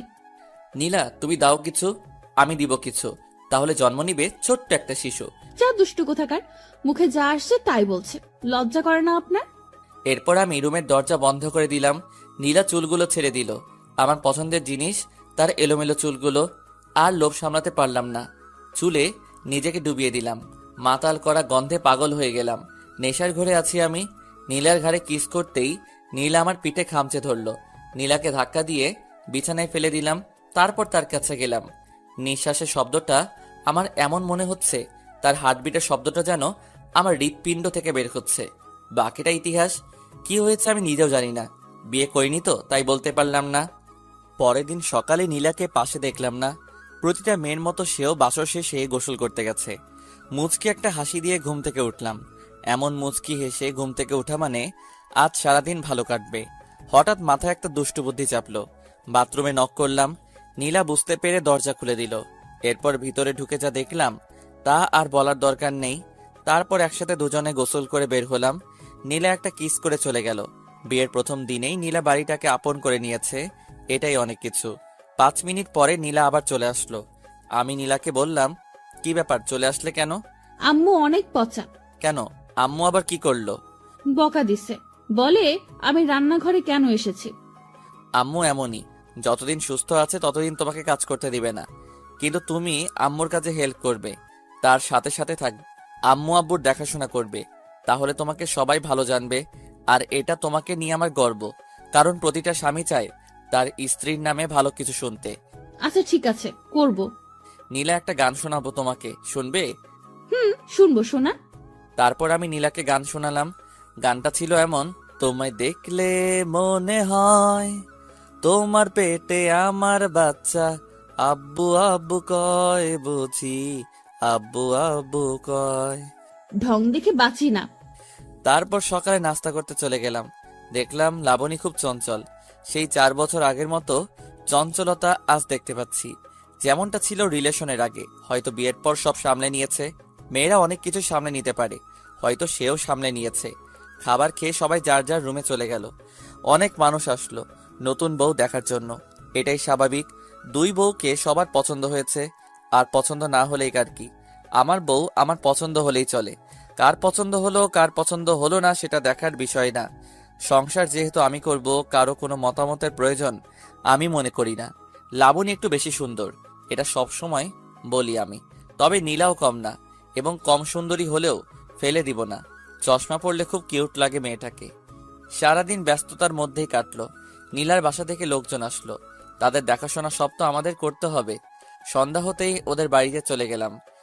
নীলাদের বাড়িতে গিয়ে দেখি নীলার সব কাজিনরা একসাথে গোল হয়ে বসে আড্ডা দিতেছে। আমাদেরকে দেখে সবাই এগিয়ে আসলো। গতকাল এত ব্যস্ত সময় গেছে, কারোর সাথে পরিচিত হতে পারিনি, আজকে পরিচয় হয়ে যাবে, সমস্যা নাই। নীলা আমার হাত ধরে ঘরে নিয়ে গেল। বিয়ের প্রথম দিনগুলোর মতো যদি সবসময় হতো, তাহলে কখনো সংসারে দুঃখ থাকতো না। ঘরে ঢুকে শাশুড়ি মাকে সালাম করলাম, ভাইয়াও করলো। তারপর যার যার মতো নিজেদের রুমে চলে গেলাম। নিজেদের রুম বলতে আমি নীলার রুমে, ভাইয়া ভাবি রুমে চলে গেলাম। মেয়েদের ঘরগুলো এত গোছালো হয় কেন? তবে নীলার রুমে একটা জিনিস অবাক করার মতো, যা অন্য মেয়েদের রুমে থাকবেই, অথচ নীলার রুমে নেই। বুঝতে পারছেন? কসমেটিক্সের কথা বলছিলাম। খুব বেশি কিছু নেই, 2-1টা। যেখানে অন্য মেয়েদের রুমে 1 বস্তার চাইতে বেশি হবে, সেখানে নীলার রুমে কিছুই নেই। যাই হোক না কেন, না থাকাটাই আমার জন্য ভালো, কারণ টাকা বেঁচে যাবে। আর একটু শিওর হওয়ার জন্য নীলাকে প্রশ্ন করলাম, নীলা তুমি কি কসমেটিক্স ব্যবহার করো না? না, ওসব জিনিস আমার ভালো লাগে না। কি বলো, তুমি তো পুরাই আলাদা। অন্য মেয়েরা তো কসমেটিক্সের জন্য পাগল, আর তোমার ঘরে তেমন কিছুই নেই। কোনো এক জায়গায় পড়েছিলাম, তোমার যা আছে তা নিয়ে সন্তুষ্ট থাকো, অন্যের মতো হতে যেও না, তুমি তোমার মতো থাকো। তাই ওসব ব্যবহার করি না, আল্লাহ যা দিয়েছে তাতে সন্তুষ্ট, কৃত্রিম কিছু তৈরি করার ইচ্ছে নাই। আলহামদুলিল্লাহ, বউ আমার যেমন বুদ্ধিমতী তেমনই রূপবতী। ফ্রেশ হয়ে নেন, খাবার খাওয়ার জন্য ডাকতেছে। আচ্ছা। ফ্রেশ হয়ে এসে খাবার খেতে গেলাম। সবাই একসাথে খাওয়া দাওয়ার পর আমাদেরকে ধরে নিয়ে গেল ছাদে। সব কলেজে পড়ুয়া ছেলে মেয়ে, কয়েকটা স্কুলে পড়ে, সবার সাথে পরিচিত হলাম। তারপর শুরু হলো খেলা। তারা ডেয়ার দিবে, আর সেটা আমরা করতে হবে। কি একটা ঝামেলায় পড়লাম বলুন তো। এখন যদি ডেয়ার দেয় ছাদ থেকে লাফ দিতে হবে, তাহলে কি হবে? সবে মাত্র 1 দিন হলো বিয়ে করলাম, কিন্তু তেমন কোনো ডেয়ার পেলাম না। বরং লাবণীকে জ্বালানোর মতো একটা ডেয়ার পেলাম। আমার ডেয়ারটা হলো নিজের বউকে লিপ কিস করা। শুনেই মনটা আনন্দে ভরে উঠল। আমি আর কি করব, নীলাকে কিস করার জন্য রেডি হলাম। যদিও সবার সামনে লজ্জা লাগতেছে, তবুও লাবণীকে জ্বালানো যাবে, সেটা ভেবেই নীলার ঠোঁটের কাছে চলে গেলাম। আলতো করে একটা চুমু খেলাম। নীলা লজ্জা পেয়ে চলে গেল, আমিও উঠে আসলাম। লাবণী যে তাকিয়েছিল সেটা বেশ ভালো করে লক্ষ্য করছি আমি। মেয়েটাকে জ্বালাতে এত ভালো লাগে কেন কে জানে। যাই হোক, রুমে এসে দেখলাম নীলা বিছানায় শুয়ে আছে। আমি কাছে গিয়ে বললাম, কি হলো, চলে আসলে কেন? তাহলে কি করব? সবাই অপেক্ষা করছে যে। আমি যাব না আর। ছি ছি, লজ্জা লাগছে আমার। লজ্জা কেন লাগছে? আপনি তখন কি করলেন? কি করছি? জানেন না কি করছেন? না তো, কি করছি? দাঁড়ান দেখাচ্ছি। এবার নীলা আমাকে কিস করে বলল, এটা কি করছেন? যান এখন ওদের কাছে। যাব না। তো কি করবেন? বউয়ের সাথে থাকবো, আর কি করব? খুব আসছে বউয়ের সাথে থাকবে। বউ নেই আপনার, আপনি সিঙ্গেল, ঠিক আছে? বিবাহিত সিঙ্গেল। হঠাৎ ফোনটা বেজে উঠতেই দেখি লাবণী কল করেছে। আমি কেটে দিলাম। আবারও কল করেছে, আমি কেটে দিয়েছি। পরের বার ধরলাম, হ্যালো। এখনই ছাদে আসো, তোমার সাথে কথা আছে আমার। কেন, কি কথা? আসো বলতেছি। নীলা, আমি ছাদ থেকে আসতেছি, তুমি থাকো। আচ্ছা। লাবণীর আবার আমার সাথে কি কথা থাকতে পারে? দেখি ছাদে গিয়ে কি বলে। মেয়েটা ভালোই জ্বলতেছে। হায়রে এক্স, তোরে জ্বালাইতে জ্বালাইতে আমার জীবনটা শেষ। লাবণী ছাদের এক কোণে দাঁড়িয়ে আছে। আমি বেশ অবাক হলাম, এত তাড়াতাড়ি সবাই চলে গেল কেন? নাকি তাড়িয়ে দেওয়া হয়েছে? কে জানে কি হয়েছে। তবে যাই হোক না কেন, এসব লাবণী করেছে এটা শিওর। আমি লাবণীর পিছনে গিয়ে দাঁড়ালাম। তারপর বললাম, ভাবি ডেকেছেন? অপূর্ব, আমি তোমার ভাবি না। একদিন হয়েছে বিয়ে হয়েছে, আজকে সব কি বলেন? দেখো অপূর্ব, ফাইজলামি বাদ দাও, একটু সিরিয়াস হও। ঠিক আছে, বলেন কি বলবেন। আমাকে নিয়ে পালাতে পারবে? আমি লাবণীর এই কথা শুনে বেশ অবাক হলাম। বিয়ের পর সে কেন আমার সাথে পালাতে চাচ্ছে? তার বর আছে, আর সে বিয়ের 10 দিন আগে আমাকে বুঝিয়ে বললে হয়তো আমি বুঝতাম, কিন্তু বিয়ের পর কেন সে এই কথাটা বলল, এটা আমি মেনে নিতে পারছি না। এসব কখনো সম্ভব না। আমি নীলাকে ভালোবেসে ফেলেছি, তাকে আমি আমার হৃদয়ে জায়গা দিয়ে দিয়েছি। আমি লাবণীকে নিয়ে পালিয়ে গেলাম। তাছাড়া ভাইয়ার কি হবে পরে? পরিবারের সবার কাছে আমাকে ছোট হতে হবে, এটা কখনো সম্ভব নয়। কি হলো, চুপ করে আছো কেন? আমার কথার উত্তর দাও। দেখো লাবণী, তুমি যা বলছো তা ঠিক নয়। কারণ তুমি বিয়ের 10 দিন আগে বললেও আমি তোমাকে নিয়ে পালিয়ে যেতাম, কিন্তু এখন আর সম্ভব না। একটা জিনিস চিন্তা করো, আমার ভাইয়া তোমার স্বামী, তোমার বোন আমার স্ত্রী, তাহলে কিভাবে আমি তোমাকে নিয়ে পালিয়ে যাব বলো? এটা আমি পারবো না। শুধু এটুকু বলবো, তুমি ভালো থেকো। অপূর্ব, তুমি আমাকে ভালো থাকতে দিচ্ছ? যখনই তোমাকে ভুলে থাকতে চাই তখনই আমার সামনে চলে আসো। তাহলে কিভাবে ভালো থাকবো আমি? নীলার সাথে এমন কিছু করো যা আমাকে আমার অতীত মনে করিয়ে দেয়। খুব কষ্ট হয়, তুমি বুঝো না? তো এখন কি করতে হবে বলো? কি করলে তুমি ভাইয়াকে নিয়ে সুখে থাকতে পারবে বলো? পালাতে তো পারবো না, তাই না? কখনো সম্ভব না। তাহলে তুমি এই শহর ছেড়ে নীলাকে নিয়ে ঢাকা চলে যাও। যেখানে তুমি থাকো সেখানে নিয়ে যাও নীলাকে। কিন্তু আমি নীলাকে নিয়ে গেলে আব্বু আম্মুর দেখাশোনা করবে কে? আমি করব। তুমি জানো আমি কেমন মেয়ে, কখনো কষ্ট পেতে দিব না আব্বু আম্মুকে। ঠিক আছে, ভালো থেকো। তুমি যা চাইবে তাই হবে। আর মাফ করে দিও এতদিন জ্বালানোর জন্য। আমাকেও তুমি মাফ করে দিও। সেদিন যদি ব্রেকআপ না করতাম তাহলে আজ এখানে দাঁড়াতে হতো না। নিজের মনকে অনেকবার প্রশ্ন করলাম, সেদিন এমন কেন করলাম, কিন্তু কোনো উত্তর পাইনি। হইছে, বাদ দাও এসব, আমি যাচ্ছি। এই বলে ছাদ থেকে চলে আসলাম। ভীষণ কান্না পাচ্ছে মেয়েটার কথা শুনে। খুব ভালোবাসতাম মেয়েটাকে। সারাদিন যাই করি না কেন, দিন শেষে ভাবতাম মেয়েটা ঠিক আছে তো। কেটে গেল আরো কয়েকটা দিন। গতকালকে বিয়ের সব ঝামেলা শেষ হয়েছে। ভাবছি আজ সন্ধ্যায় ঢাকায় চলে যাব। কাউকে কিছু বলিনি, এমনকি নীলাও জানে না। এই কয়দিনে লাবণীকে আর ডিস্টার্ব করিনি, সবকিছু চুপচাপ। আজ সকালে খাবার টেবিলে সবাই যখন খেতে বসলো, তখন আব্বুকে বললাম, আব্বু আমাকে ঢাকা যেতে হবে। কেন? আমার ছুটি শেষ তাই। কিন্তু আরো কয়েকদিন তো বাকি ছিল। হ্যাঁ, জরুরি কাজ পড়ে গেছে তাই যেতে হবে। আমি ভাবছিলাম তুই আমার জায়গা নিজে কাজ করবি। আব্বু ভাইয়া আছে, ভাইয়া করবে, আমাকে যেতেই হবে। আচ্ছা যা, আমি আর কি বলবো। তা বৌমাকে নিয়ে যাবি না রেখে যাবি? নিয়ে যাব ভাবছি, এখন তোমরা যা বলবা তাই হবে। নিয়ে যাওয়াটা ভালো হবে। তুই সেখানে একা থাকবি, এখানে বৌমা একা থাকবে। তার চাইতে নিয়ে যা, সেটাই ভালো হবে। আচ্ছা ঠিক আছে আব্বু। কবে যাবি ভাইয়া? এই তো আজকে সন্ধ্যায়। ও, লক্ষ্য করলাম নীলা আর লাবণী আমার দিকে তাকিয়ে আছে। নীলা আমার কথায় অবাক হওয়ার কথা, কারণ নীলা কিছুই জানে না। তবে লাবণী কি ভাবতেছে সেটাও আমি জানি। লাবণী ভাবতেছে ছেলেটাকে আমি বললাম আর ও সব মেনে নিল। আসলে আমি এমনই। ও এই পর্যন্ত যত করেছে সব আবদারগুলো আমি রেখেছি, শুধু অন্যায় আবদারগুলো বাদে। সন্ধ্যা হলেই ফিরে যাব ঢাকায়, আর থাকবো না এখানে, রেখে যাব সব স্মৃতি। রুমে আসতেই নীলা আমাকে বলল, আমরা কেন যাব? এখানে তো ভালো আছি। সবাই একসাথে কত আনন্দ করি, কত মজা হয় সবার সাথে থাকতে। আমি নীলার হাতটা ধরে একটা চুমু খেয়ে বললাম, নীলা আমাদের ঢাকা যাওয়াটা খুব দরকার, তুমি না করো না প্লিজ। ঠিক আছে, সব আপনার ইচ্ছা। লাবণীর সাথে সারাদিনে আর দেখা হয়নি, হয়তো আর কথা হবে না। সন্ধ্যা হয়ে গেছে, সবকিছু গুছিয়ে নিয়েছি, এবার রওনা দিতে হবে। আজই শেষ হবে লাবণী নামক কালো অধ্যায়টা। তার কথাতেই লাবণীর চোখে স্পষ্ট পানি দেখতে পাচ্ছি আমি। কেউ বুঝতে না পারলেও আমি অন্তত বুঝি সে চোখের জল লুকিয়ে রাখার চেষ্টা করছে। কোনো এক কারণে আজ আমার হৃদয়টা ক্ষতবিক্ষত, পরাজিত সৈনিকের মতো আত্মসমর্পণ করে নিয়েছি। আজ মনে হচ্ছে লাবণীকে বিয়ে করে নিলেও পারতাম। মেয়েটাকে ভালোবাসতাম খুব। গাড়ি ছেড়ে দিয়েছে, চলতে লাগলো আপন মনে আপন ঠিকানায়। চোখের সামনের মানুষগুলো দূরে সরে যাচ্ছে, স্পষ্ট হয়ে যাচ্ছে সবকিছু। নীলা আমার কাঁধে মাথা রেখে চোখ বন্ধ করে আছে। মেয়েটা নিষ্পাপ, তাই তো তার ভালোবাসা রক্ষা করতে চলে আসলাম লাবণী নামক অন্ধকার জগৎ থেকে। সত্যি আজ থেকে শেষ হয়ে গেল লাবণী নামক অন্ধকার জগৎটা। এক্স নামক কালো ছায়াটা আর পারবে না অন্ধকার করতে আমাদের জীবন। তবুও সে ছিল, আছে আর থাকবে ভাবি হয়ে। তার কথা ভেবে লাভ নাই। সময় নিজের আপন গতিতে চলে, আর অপূর্ব সেই সময়কে প্রাধান্য দিয়ে যুগের সাথে তাল মিলিয়ে চলতে পছন্দ করে। সো অতীত ব্রেকআপ। এতদিন লাবণীর কারণে নীলাকে খুব ভালোবাসতে পারিনি।